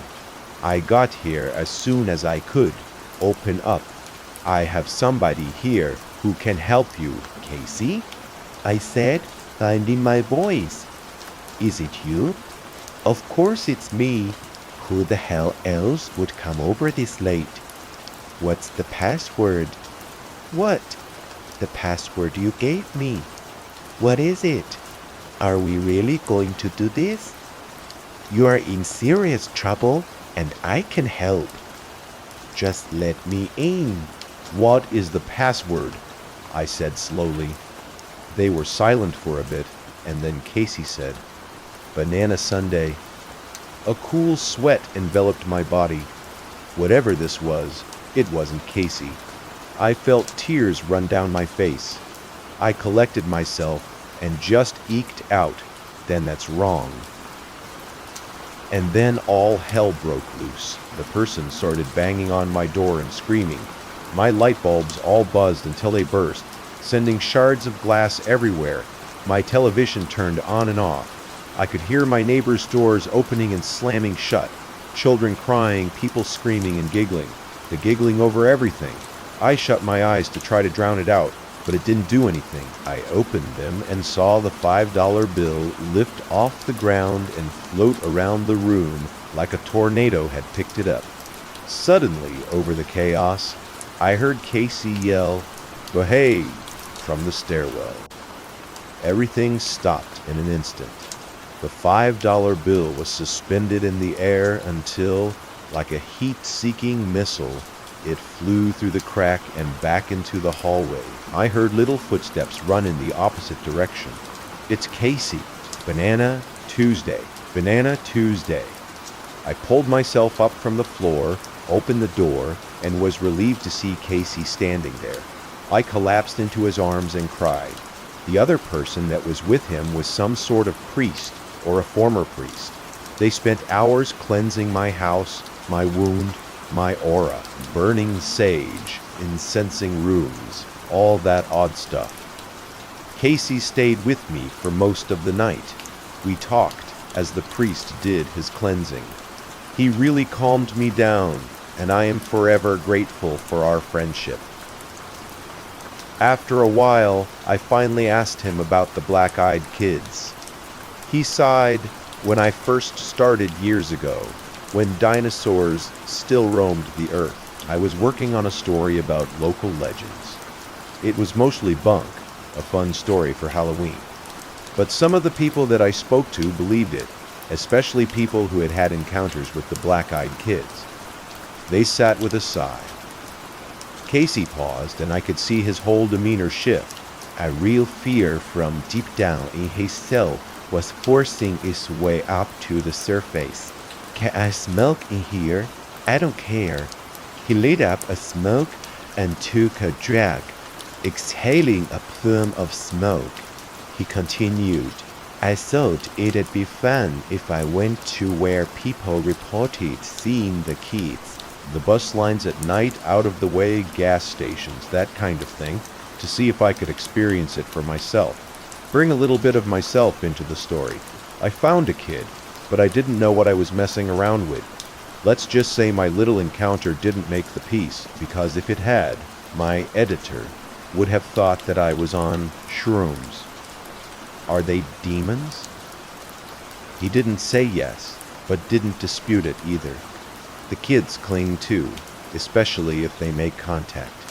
And that little scratch, it hurts. He held up his hand, and I noticed a jagged scar across the back of it. He nodded to the priest. They'll be back 2 or 3 times to make sure you are clear. That's the scary part, thinking you are over this and suddenly having it roar back into your life. And now I know why you said to never give anybody money for the bus, I said, forcing a smile. Casey laughed. I know. I tell you that because I am cheap. But never give your money to a black-eyed kid. Okay, I keep bailing you out, even if I need my beauty to rest. They left as the sun was starting to rise. We were supposed to meet another contact from the mayor's office, but Casey pushed the meeting and let me rest. When I finally crashed out, I was out for a good 15 hours. And we published the story, and it helped to launch my career. I don't tell people about my encounter with the black-eyed kids.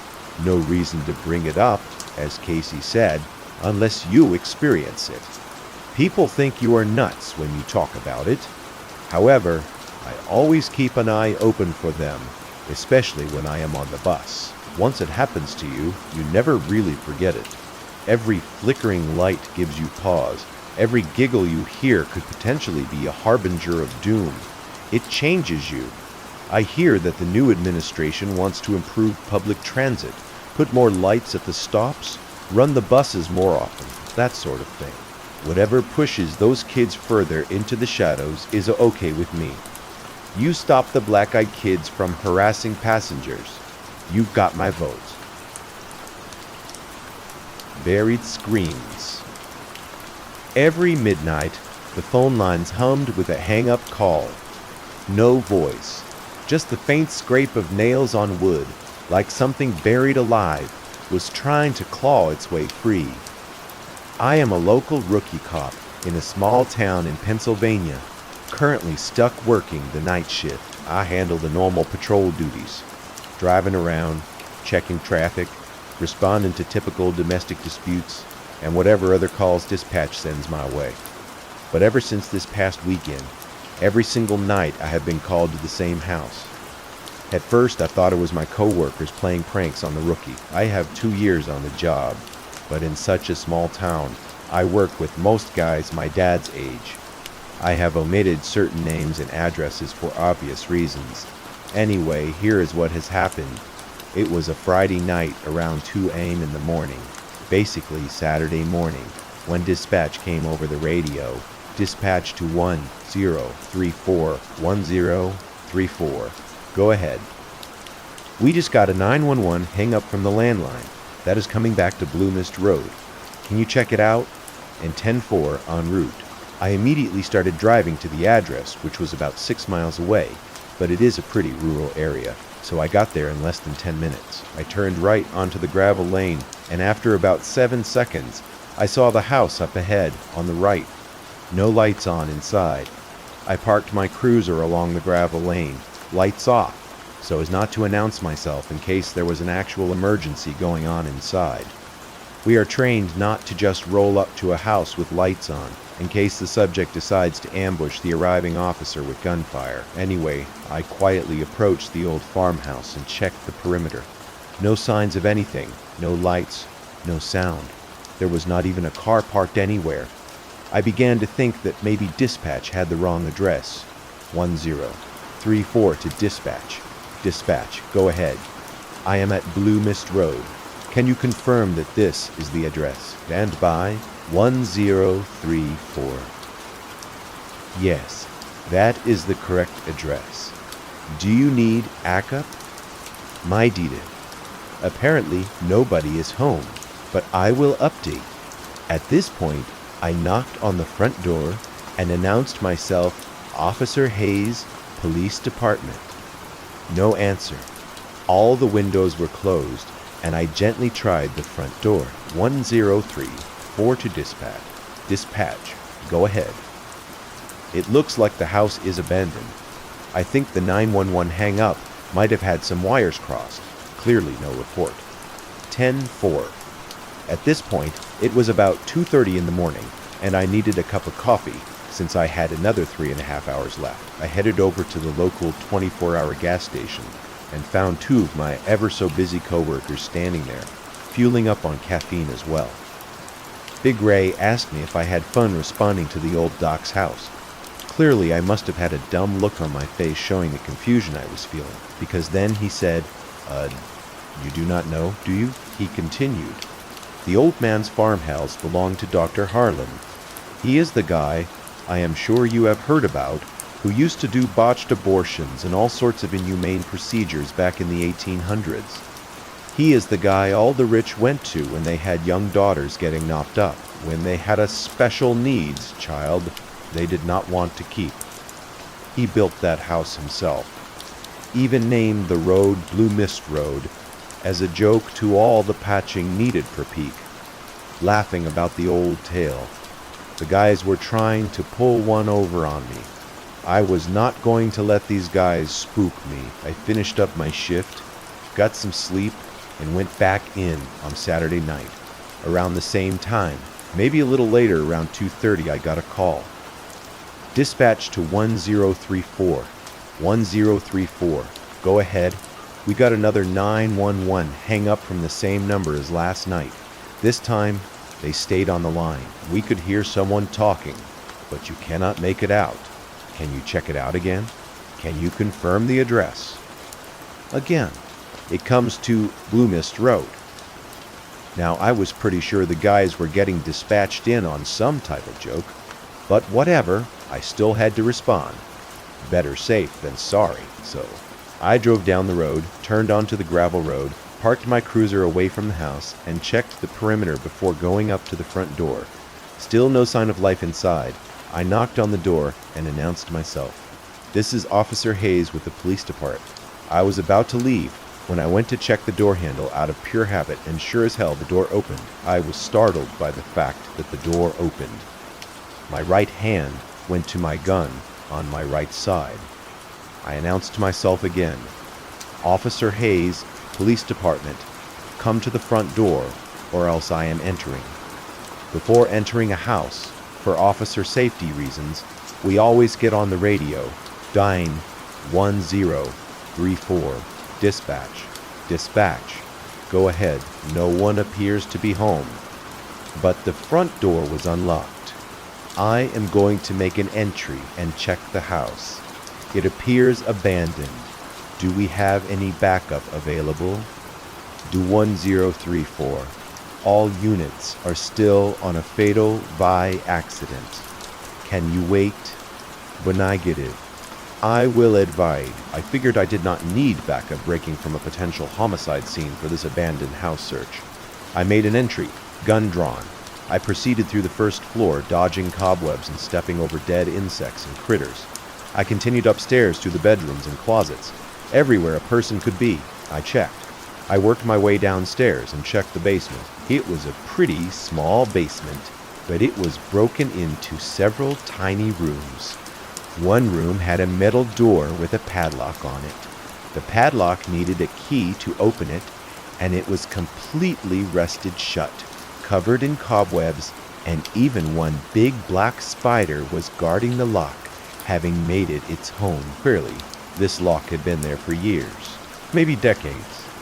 I did not worry about it since there was no way anyone else was in there, and due to how rusted this old lock was, even the keyhole looked corroded and filled with rust and dirt. Eventually, I left, then advised dispatch. No report. I grabbed a cup of hot coffee around 4 in the morning and caught up with one of the guys from the DT crash. I asked him what that mess of a scene looked like. He told me, "Gene, I'm lucky I was not stuck in that scene."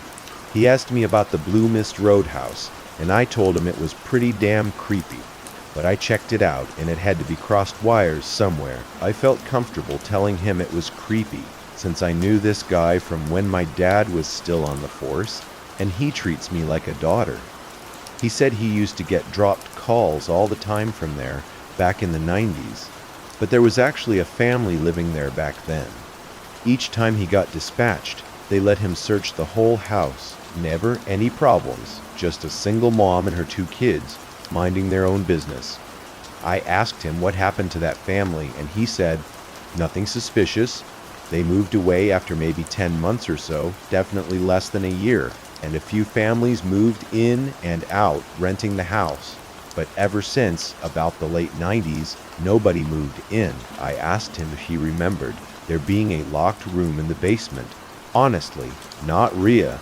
Knowing what I was expecting as a response, his eyebrows raised, and he said, You know what I actually did not remember until you asked just now." "Yeah? Wow. Yeah. The only reason I remember is because the nice girl that lived there with her kids did not have a key and could not get into the room. She was asking me if I knew a locksmith, but I told her I did not really know anyone, since anytime the cops needed somewhere, they just smashed the lock open." She giggled, and I remember she was a very attractive-looking girl. We both shrugged it off, finding it odd, but moved on with our shift into the early hours with another BI stop and a domestic violence call from a guy whose wife drank too much. He decided it was a good time to confront him for cheating on her 3 years ago. Fast forward to Sunday night, back at work, and this time, the call came out right at 3 in the morning. "Dispatch to 1034. 1034, go ahead." "Hey, we have another 911 call from Blue Mist Road. Able to go?" Since I was in the middle of eating my lunch, I decided not to even go. "Yeah, dispatch. I cleared that house last night. I did not even see a landline telephone in that house. Stand by 1034 to Sergeant Harlan. Harlan, go ahead. Hey, Sarge, did you hear this call? Do you need me to go over, or can we clear it?" 1034, you just drive by. No need to go in if you do not see anything, but at least drive by received. Show me en route. I was pissed since I did not get to finish eating, but I did my job and drove down the gravel road. This time, the front door was wide open, and I knew I had shut it closed the night before. At this point, I began to think a homeless person was inside, which was still trespassing, so I called out to dispatch. "I have an open door. Now I'm going to check it out." I made an entry, and this time I saw someone run around the corner. My gun was drawn since I had no idea what to expect here, and I announced myself and ran after them. When I turned the corner, it was just the kitchen and the door to the basement. There was no way out. I ran into the basement. Nobody's hell down there. Nobody. I got on the radio and asked for backup, but got no response. I made my way back up, and still nothing on the radio. I finished clearing the house and still could not find the person. I made my way out to the cruiser and used the cruiser radio, and I was out of breath at this point. 1034 dispatch. Go ahead. Did you hear my calls for backup? Nigeria, 1034. Do you need a unit? No, you can disregard it. I had one subject on the premises, but they are gone. I am heading back to the station. So of course, everyone asked me about what happened, and all I could say was that they must have run out when they saw me. I did not tell anyone that the direction they ran left them absolutely no way of running outside. I began to wonder if I was going crazy. I was off Tuesday and Wednesday nights, and rookie, remember, so at this point, I just had one more night before I could rest. Monday night shift left me speechless. At roll call. Everyone joked about when I was planning to go back to Blue Mist Road. I told them they could get the call, and I was done. 3 in the morning, end dispatch to 10:45. 10:45, go. We got a 911 call for Blue Mist Road. Sarge gave the okay to just drive by and make sure no one was there. 10:45. Okay, show me en route. Not even 30 seconds went by and my cell phone beeped. I had a text. Maine wanted to meet me there. Bastard, of course. I was not going to say no, so yeah.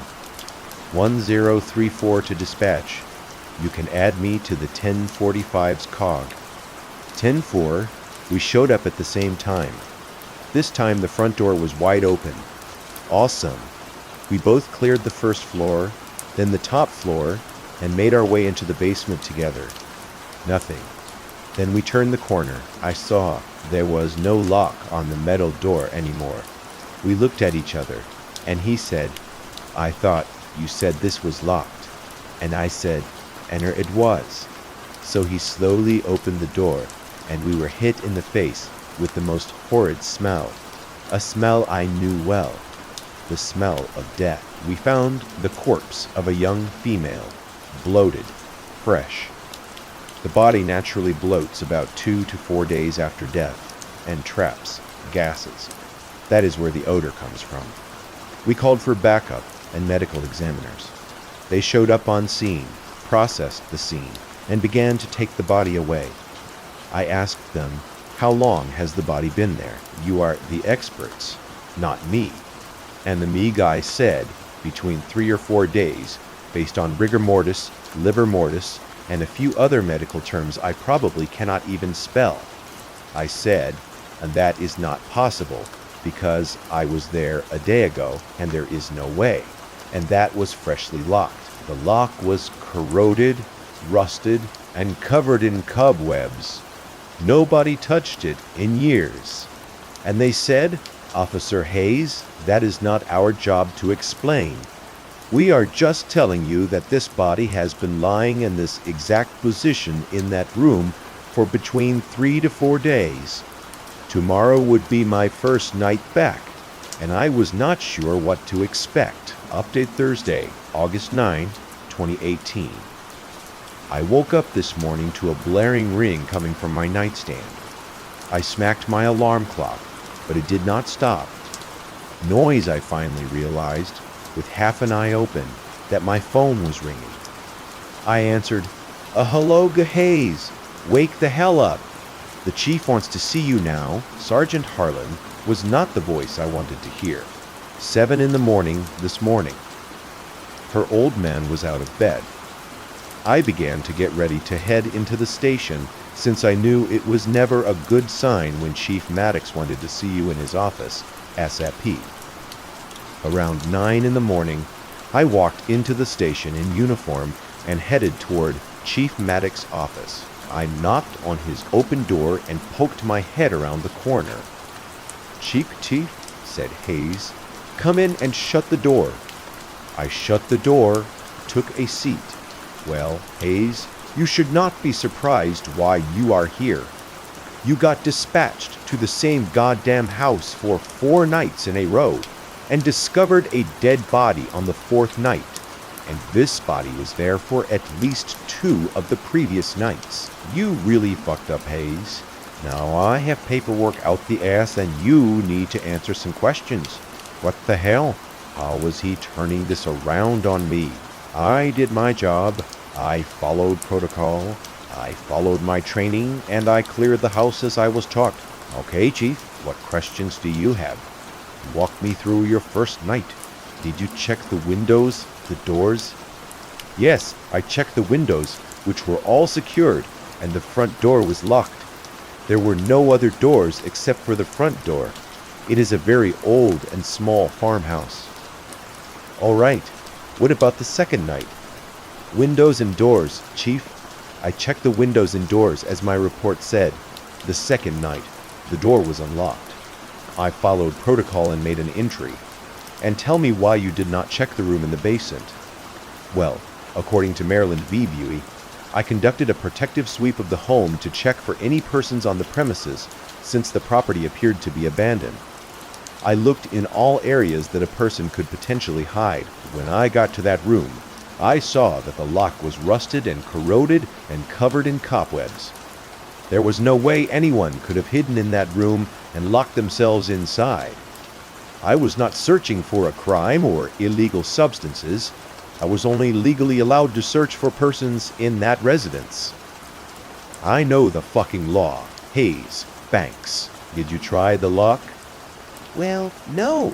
I could see that it would not have opened." "Did you think to try to call one of your male officers to try to open the lock?"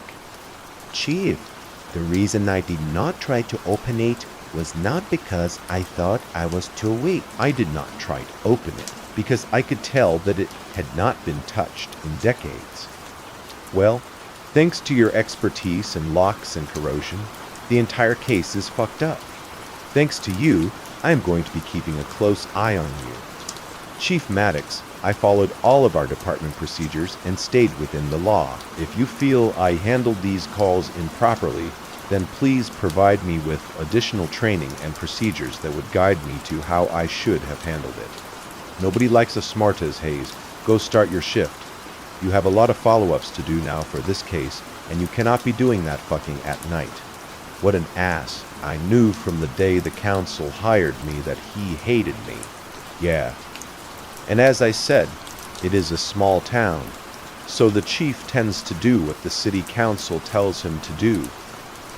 Lucky for me, the city council was eager to hire another female officer, but I do not think Maddox was on board with their idea. I am used to sexisms in these small towns, but I tolerated it since my fellow patrol officers, for the most part, do not share the chief's criticism. I decided to follow up with the medical examiner's office to see what information they had from the autopsy and the crime scene, since we did not seem to have a copy of their report at our station. I called the chief medical examiner. "Hey, it is Officer Hayes from the Blue Mist Road case. Did you guys finish up the autopsy report?" "Yeah." "Okay, I did not see a copy here at the station. Can you send it over?" "I am pretty busy right now. Plus, that is my assistant's job." "All right, how about I swing by and pick it up? You can do whatever your little heart desires." And the chief medical examiner was not exactly eager to help, but I grabbed my cruiser's keys and headed over to the lab. The assistant was a young girl, looked fresh out of college, and greeted me with a smile. "Hello, officer. How can I help you?" I asked her for the ME's report from Blue Mist Road. She proceeded to enter some letters into her computer, then hit print. She handed me a 3-page document, D, so I asked, "Aren't there more pages?" She responded, "Nope, that is it." I found this odd considering most medical autopsy reports for a homicide case were well over 20 or 30 pages. I took a seat to look over the report, and I guess my confusion and anger showed on my face, since the receptionist asked if there was a problem. As I reviewed the autopsy report, I saw that for the hair color, which was clearly long and blonde, they listed brunette, and for eye color, they listed undetermined. I wish this was the end of this shit show, but the entire report seemed to be either wrong or just incomplete. The manner of death was listed as homicide, but the cause of death was listed as undetermined. So what the hell? Was it not their job to determine the cause of death? I marched over to the chief medical examiner's office and knocked twice before walking in. Is this just a skeleton report from the Blue Mist Road incident? I held up the 3-page document in my hand to show him. A skeleton report is a basic report cops will fill out prior to the end of shift, and then the next day with fresh eyes they fill in the gaps. However, with the homicide case, and being that it was now over 48 hours later, I did not understand why they would only have a skeleton report. Nope, that is the finished report, sweetheart. I hate when one old creepy man calls me sweetheart. Well, why is there no cause of death listed? Because, thanks to you, the body sat in a locked room for 3 days and left us barely any evidence to work with. Why the hell was everyone blaming me for this? Then, can you explain why the hair color was wrong, and about half these details are listed as undetermined? If you think you can do better, go right ahead. I asked to go see the body, and I wanted to make sure I was not just making shit up in my own head. Shockingly, he agreed. He took me over to the freezer again. It is a small town, so the morgue only had about 5 bodies in the freezer. I found a Jane Doe from Blue Mist Road and zipped open the bag. I immediately noticed her blonde hair. I knew I was not crazy. I grabbed some latex gloves and began to go through her pockets to look for identification, since clearly the Mies office decided it was undetermined if she had items in her pocket. I found a receipt from the gas station for 10 gallons of gas, priced at $1.12 per gallon. Actually felt jealous of this dead woman, wondering why she got to get gas that cheap. Then I looked up at the top of the receipt and saw the date stamp of October 20th, 1998. Why the hell would she keep her receipt that old? I flipped the receipt over and saw there was some type of writing like in pencil, but I could not make it out. I put the receipt in a baggie and decided I was going to send it out to the Pennsylvania State Lab for further testing to see if they could decipher what was written. The more I looked at her, I also noticed that she was wearing bleached jeans with a multicolored sweatshirt, like what my mom used to dress me in when I was younger. I left the freezer since I could barely feel my own fingertips.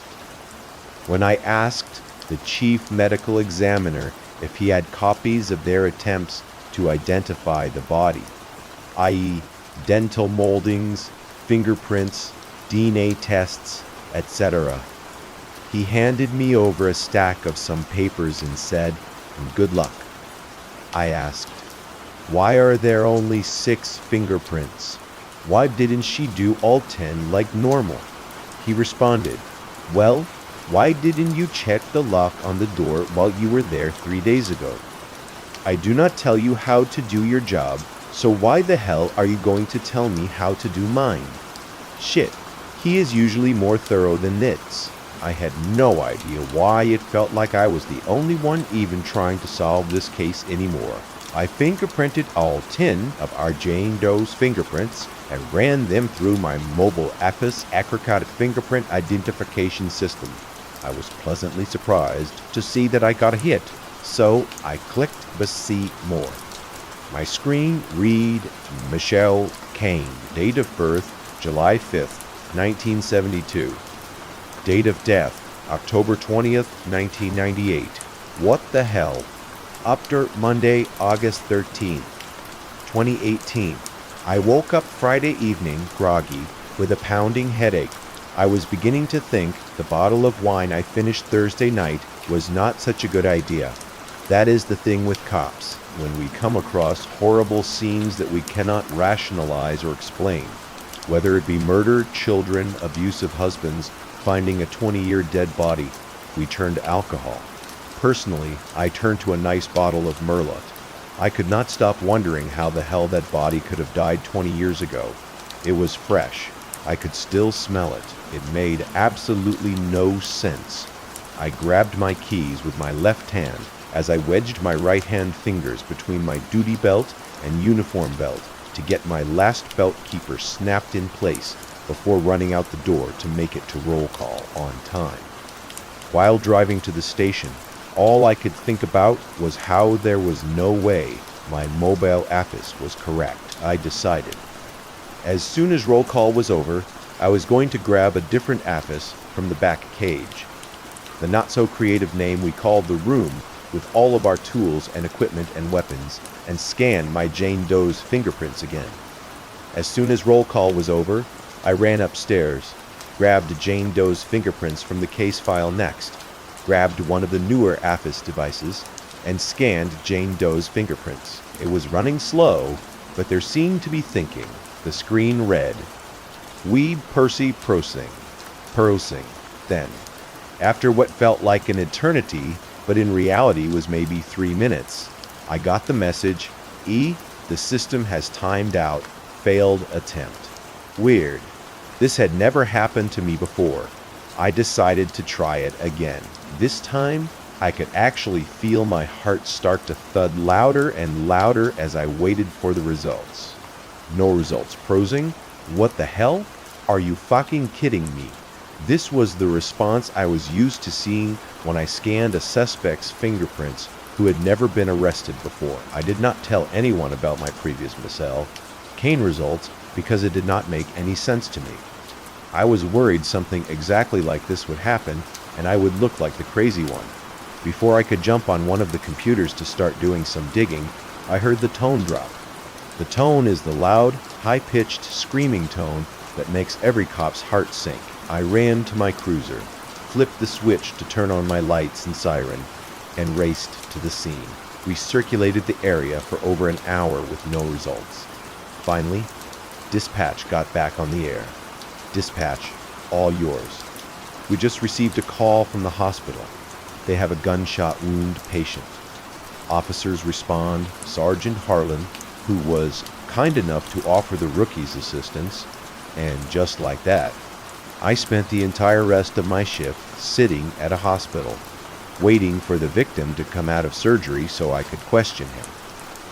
I spent all Friday night thinking about our Jane Doe case and trying to find answers, but the more I thought about the case, the more questions I had.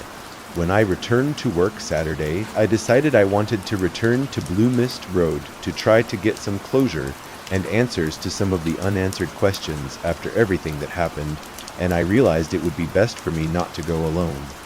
I texted my friend Tom. He is badge number 1045, who responded last time with me and asked if he would be willing to head back over to Blue Mist Road with me under the radar. He agreed, and we both advised dispatch to hold us out doing foot patrol around the park. This was an area where we had a lot of problems at night with underage drinking and smoking. I rolled my cruiser to a stop and shut off the engine. Tom slowly forced himself out of the cruiser, muttering about his bad back. "Eggan, Hayes, what are we even looking for back here?" "Anything, Tom.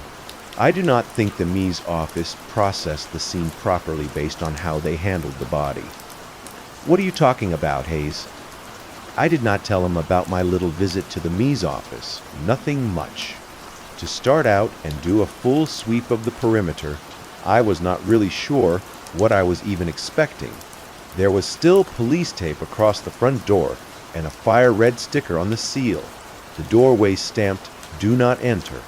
I leaned in to check the door handle and make sure it was locked. As I reached down, I heard a loud, shrill scream come from immediately behind me. I jumped up and turned around and shined my flashlight straight ahead. There was nobody there. I heard a much softer, quieter squeal come from ground level. I redirected my light downward. Sitting in front of me was a Halloween black cat. Jesus Christ, cat, the hell are you screaming at me for? Now that she had my attention, she came up to me and wrapped her body around my leg, purring. I proceeded to check the rest of the windows and worked my way to the rear of the house toward Tom Ailey. Yeah, I named her. She followed me and began frantically meowing at me. The closer I got to the rear of the house, her screaming got so bad, I had to throw her some crackers from my pocket just to distract her, and it worked. I noticed a shadow in the upper level window but could not make out what it was. I began taking steps backward to get a closer look through the upper level window, all while shining my flashlight upward. By about the 7th or 8th step back, I felt something hard and sharp whack into the back of my ankle and brought me to my knees. Tom came running over since this time I was the one doing the yelling. He shined his light down to make sure I was okay. I thank God there was no blood, and I seemed to be fine. I bent over to see what it was that I felt go into my ankle, and I felt a rusted, sharp chunk of metal. It was an old root cellar door handle. Root cellars are not uncommon on these old farms. It was a way for farmers to store their harvest over the long winter months when refrigeration was non-existent. What the hell is that, Tom? That is the root cellar door. I told him we needed to see what was down there. We opened the door, and I used my aspeepaton to wrap all the spider webs around it and clear a path for us.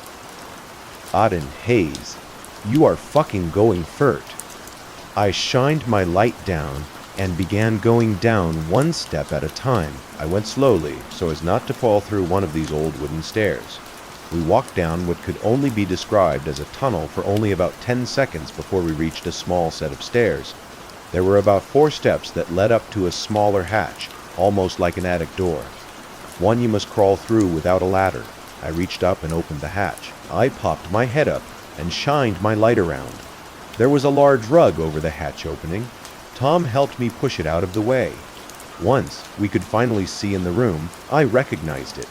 It was the room where we found Jane Doe. Tom grabbed my arm and convinced me we needed to leave because this house was still an active crime scene and we could not go walking around inside. We finally figured out how the body got in that room. I knew I was not crazy. There was no way anyone had touched that lock on the outside. We turned around and retraced our steps, careful not to disturb anything along the way. I tried to look for evidence, but it was too dark.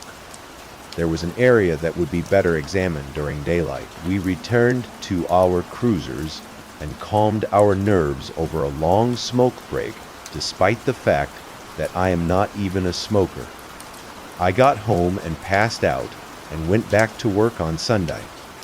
One thing I love about working weekends is that there is no brass at the station when I go into work. However, this day was different. As soon as I walked into the station, I overheard my coworkers talking about some suits that were up in the chief's office. Sergeant Harlan saw me and immediately snapped his fingers at me. Ace, get over here. The chief got called in today because of a surprise visit from some suits. He wants you in his office immediate. I headed upstairs to the chief's office, a little surprised that the feds were getting involved in this case. I began to wonder if the FBI got involved because of the potential serial killer. My thoughts were quickly interrupted by Chief Maddox. Hayes, get your ass in here. Oh, the wonderful sound of his voice. Hello, Chief. How can I help? Taze, the marshals got called in to help with this case. The U.S. Marshals. They usually go after fugitives.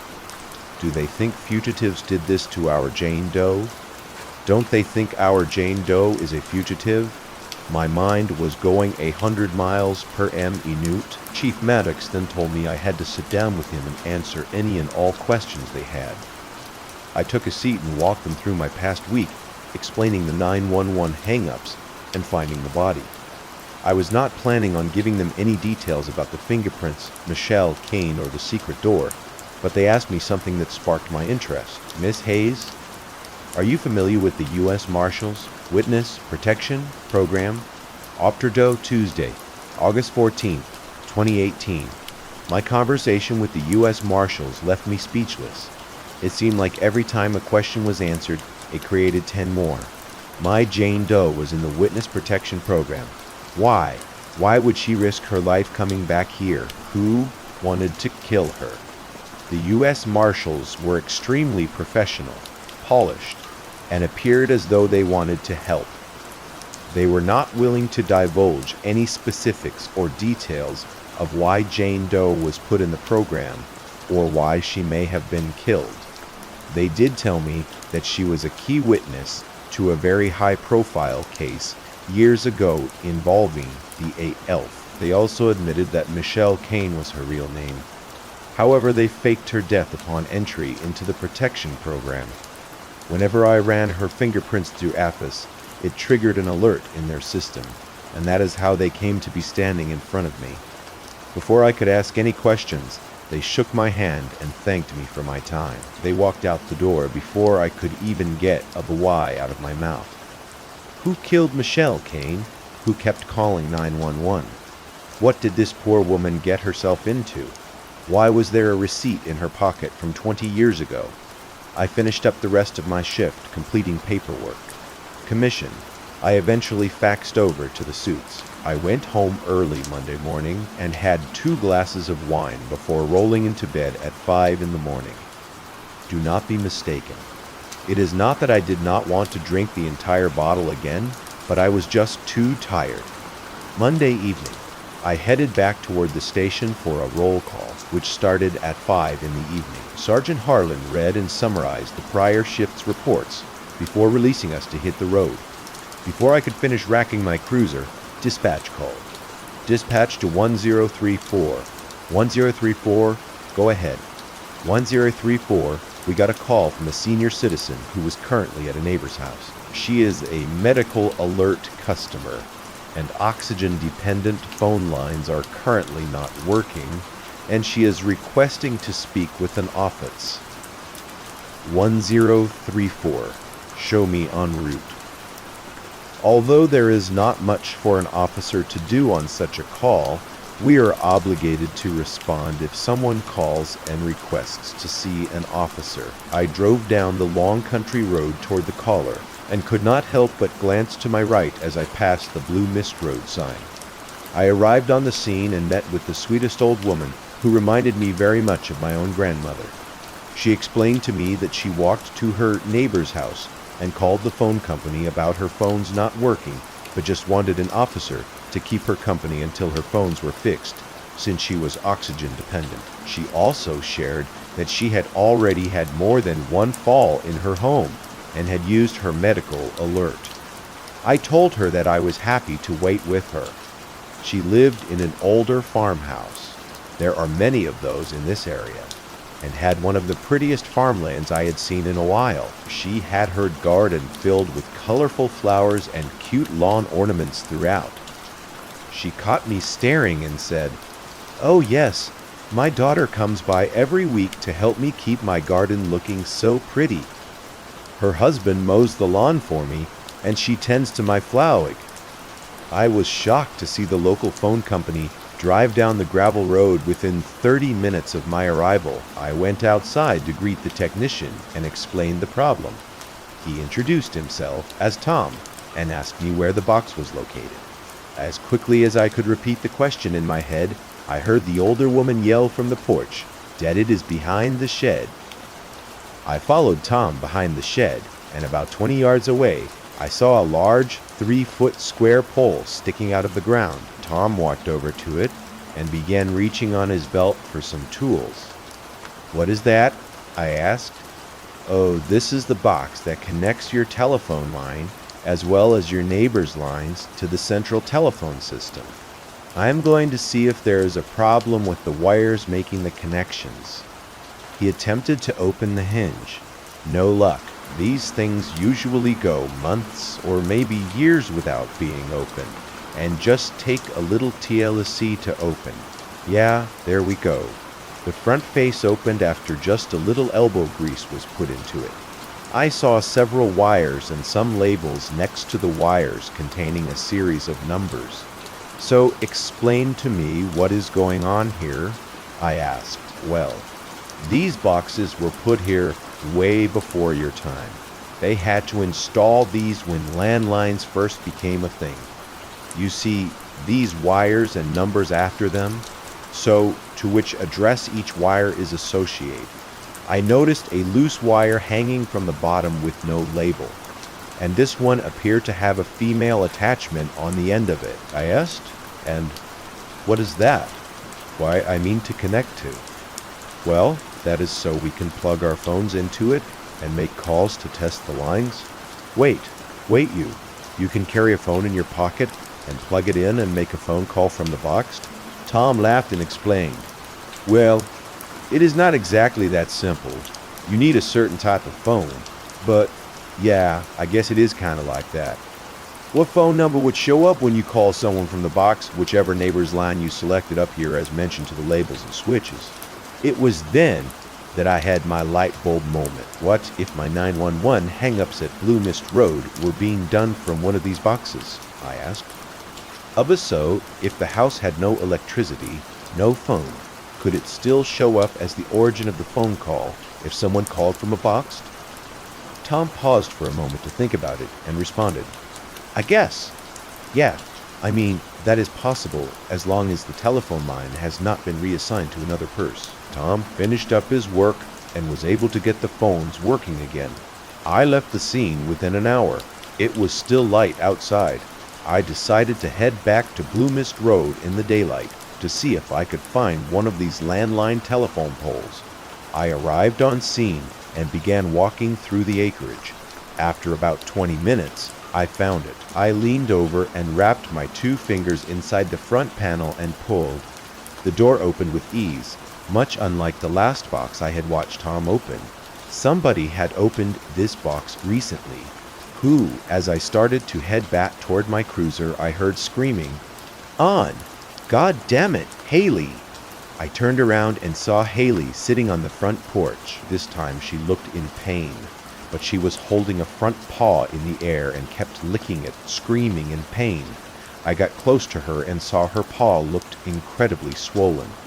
I am an animal lover, so I decided to wrap her in an old uniform shirt I had in my truck and put her in my cruiser. I grabbed my phone from my front vest pocket and Googled local veterinarians. I was pretty damn surprised to see my family's old vet was still open and in business. We had a black lab growing up I swear was the most intelligent dog. Dr. Whitaker's was just down the road and open until 8 in the evening, as I interpreted it. I glanced at my watch and saw that it was already 7:40 in the evening, so I rushed down the road to the vet.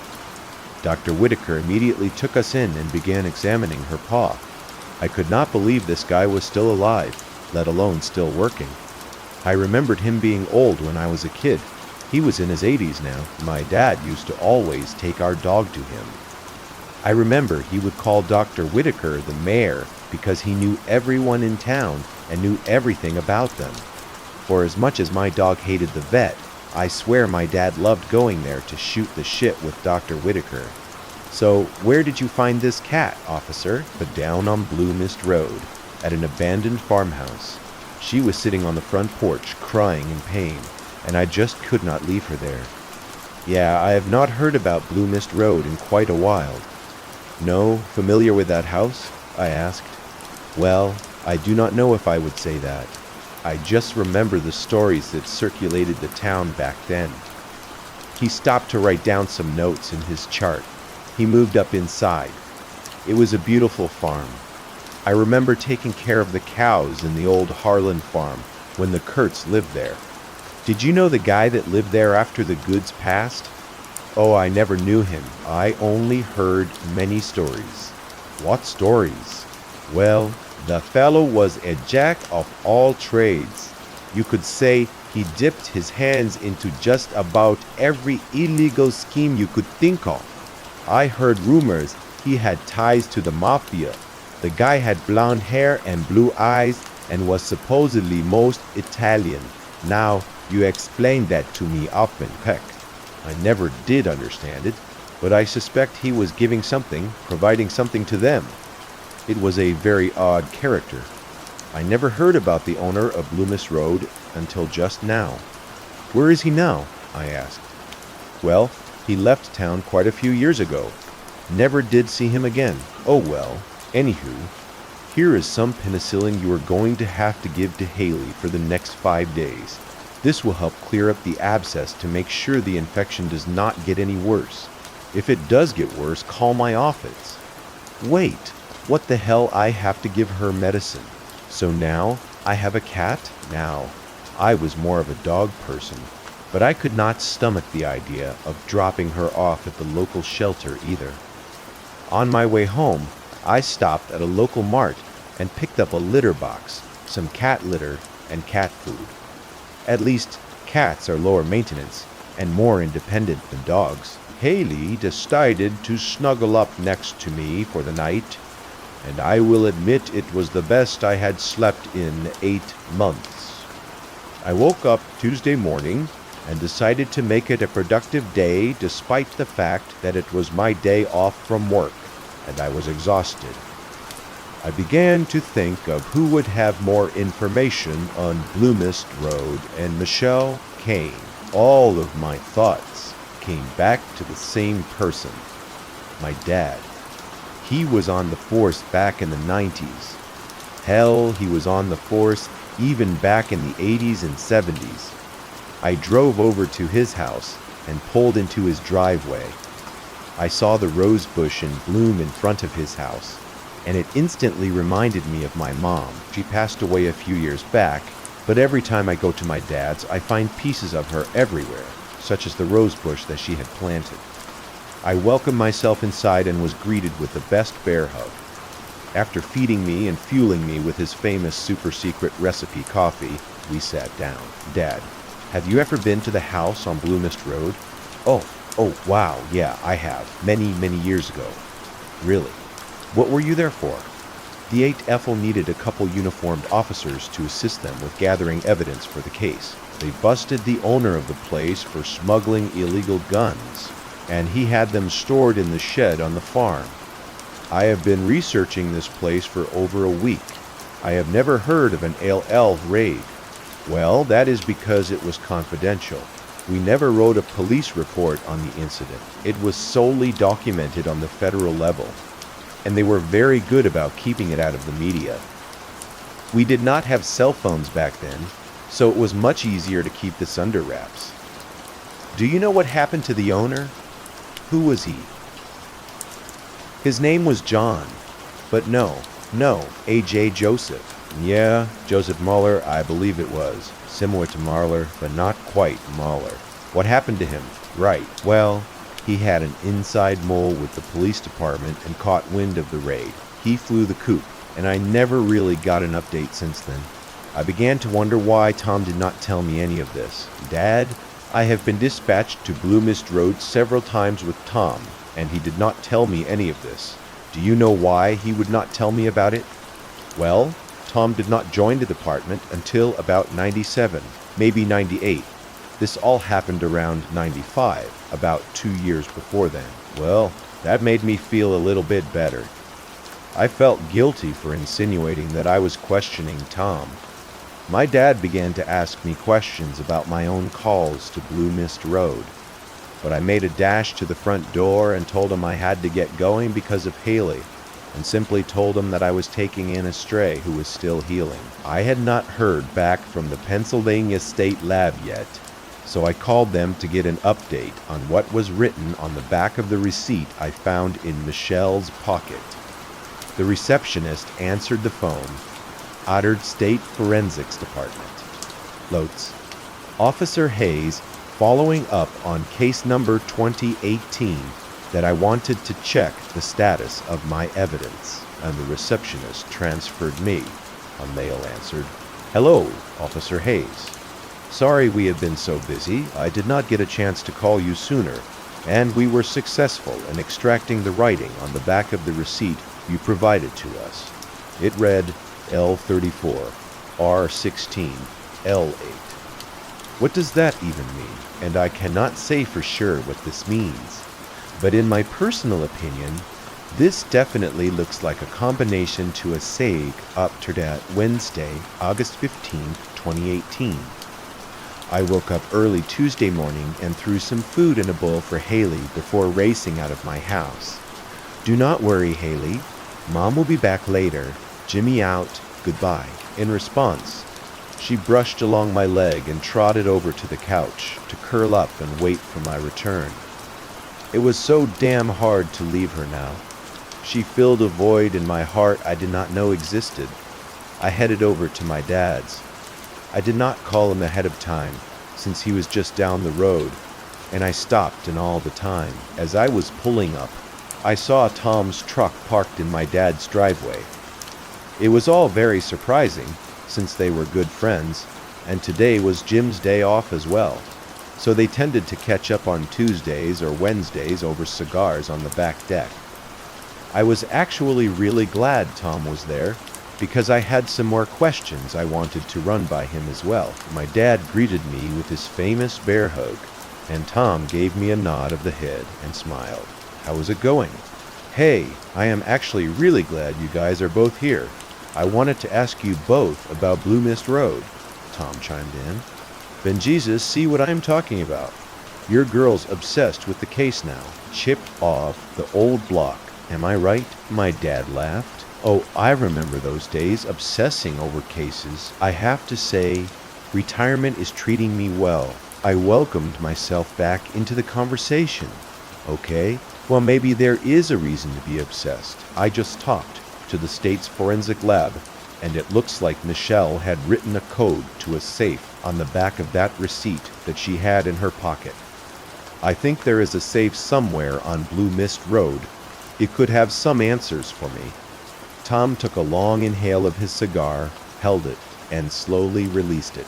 Tell the story in a very slow and scary tone. I flashed him a smile and offered, well, I could go alone.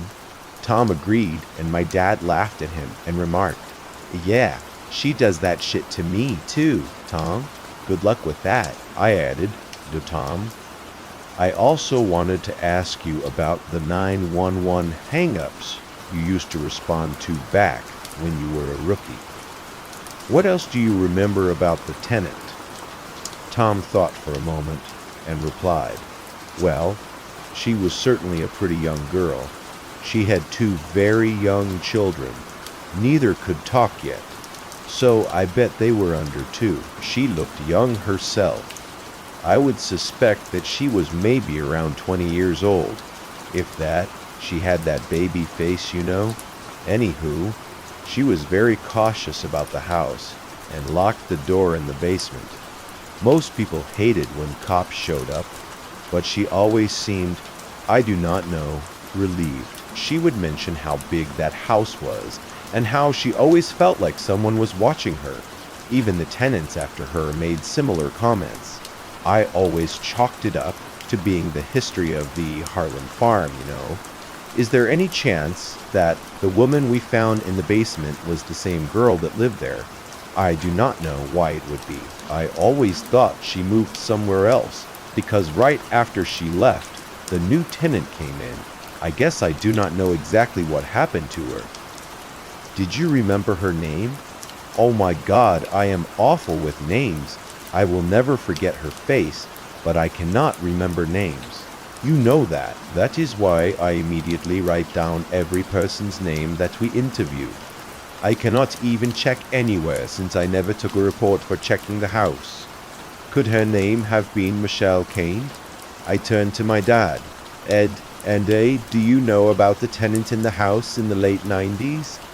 He looked nervously down at his cigarette and took a short puff. Well, I remember all the tenants were similar. What do you mean they look similar, Dad? This is important. Just tell me what you were trying to spit out. He took a deep breath. Whoa. Oh, the tenants were young, attractive women.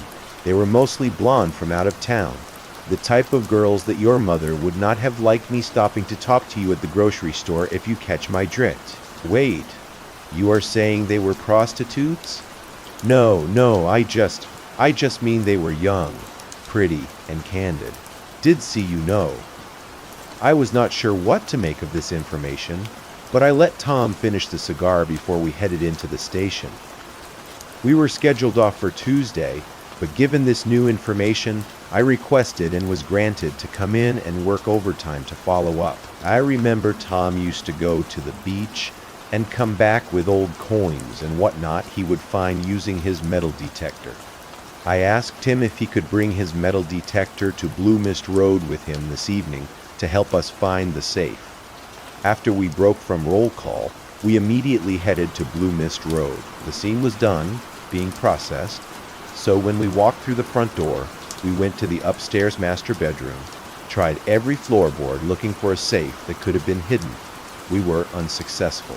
We mutually decided to try the basement before the rest of the house.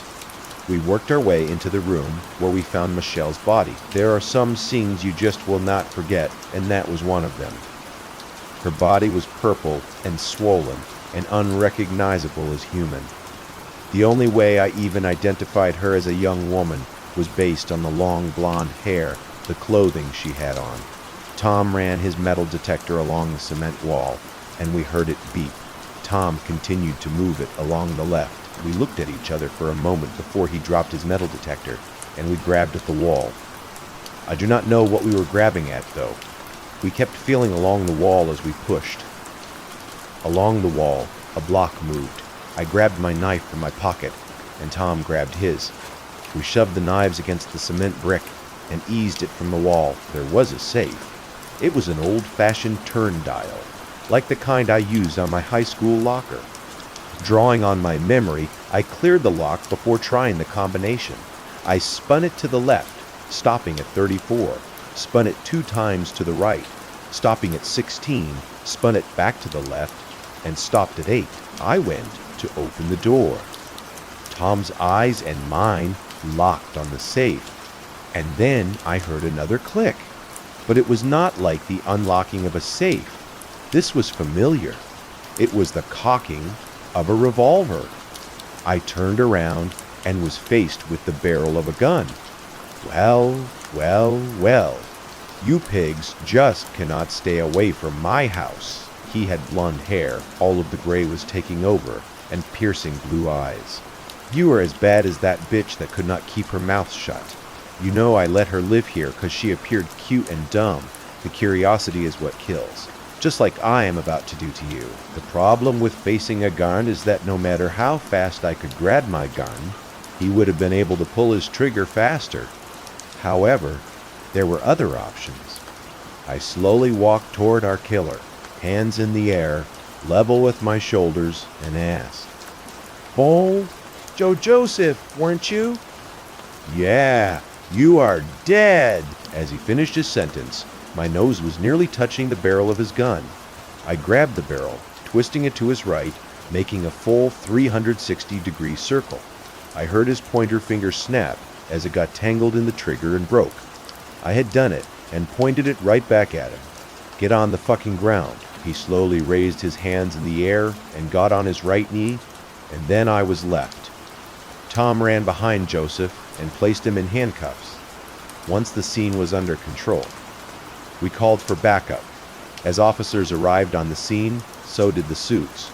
The 2 suits from earlier in the week came down, and Tom and I recounted the evening's events. It was at this point that I realized I still did not get to see what was inside the safe. I walked over and opened the door. I grabbed a handful of papers and pulled them out. They were photographs, and Tom instantly said, "Odd, that is her. That was the girl." Like I said, I never forget a face, just names. The suits looked at him and said, "That is Michelle Caney, the body we found, and our witness." I took a deep inhale and released it with a long sigh. "Now, Key, please tell us what the hell went on here." The suits looked at each other, and the older one nodded. "All right, Mr. Joseph. Mahler here was into something deep shit, most predominantly here, illegal guns, and sold them to some big names, including the Mafia. The AL thought they got everything during their raid a few years ago. but there are so many hidden passages, tunnels, and root cellars throughout the property and land that he kept hiding them somewhere new. Trust us, if you knew about the tunnels and passages you are literally standing on right now, you would have nightmares for years. The suit took a sip of his coffee and continued. He used the tenants as a cover-up and targeted tenants he thought would not ask any questions and be fine with sending checks addressed to cash to a P.O. box as a monthly rent. Well, he did not expect most from Michelle Kane to start asking questions and go digging in this house. She stumbled across one of his root cellars where he stored guns and called the feds immediately. She did not know if she could trust the local police at that point and went straight to the A.L.F. A.T.E.L.F. contacted us and said they knew Mahler and knew that if he found out she knew, then she would be dead. So they sent her to us to protect her. Part of her protection meant that we needed to fake her death so that Mahler would not be suspicious and go looking for her. She refused initially, but when we explained to her that her children's lives were at risk too, she agreed. He looked toward the safe and continued. Looks like she used the safe here to store old family photographs and their birth certificates as proof of their existence. We told her she had to leave all this and she could not take any evidence of her previous life or her children. This all happened on October 20th, 1998. It looks like she wrote down the safe code on the first piece of paper she could find and kept it after all these years. We received notification about 2 weeks ago that her son was diagnosed with cancer. Goddamn cancer. The kid was only 22 years old and had a brain tumor. She kept on telling us she wanted to go see him, and we explained to her why it was not possible, and we even told her that he probably would not recognize her. It looks like she did her best to try to look like she did 20 years ago, including her clothing, so he would recognize her. She probably wanted to grab these photos to show him, to prove that she was his mother and jog his memory. When she was here, Joseph must have seen her from one of his tree stands and wandered, silenced her. She was the only witness willing to go forward with the testimony. We could just never catch him after all these years. I responded, "Well, I hope the entire case can be closed now." The suits responded, "Yeah, I do not think he is getting any more 911 hang-ups from that house." I processed what they just said and asked, "Why wait? Who was the one making those calls then?" And they responded, "We cannot disclose that information, but you can think of them as a good Samaritan who had eyes everywhere, wanted to see justice done." We headed back to the station, where I started the never-ending paperwork process. Now that we were more secluded, I decided to tell him about my experience at the medical examiner's office. I began to think that he was involved, and it was something they needed to know. He stopped me and said, this is actually something that me wanted to talk to you about himself." Hold on, the suit came back with the me, and he extended his hand to shake mine. I was confused by the gesture, but shook his hand. "Officer Hayes, I wanted to say what a fantastic job you did in this case. I also want to apologize in person for how I acted and how I handled this case. I received an anonymous threat that if I performed an autopsy or did anything at all with the body, my family was going to be killed. They even knew my daughter's school and her schedule. I am so sorry. I was afraid to go to the authorities out of fear for my family. I am so glad you saw this case through. Dispatch interrupted. Dispatch to 1034. 1034. Go ahead. Are you available to respond to a 911? Hang up. Affirmative. What is the address?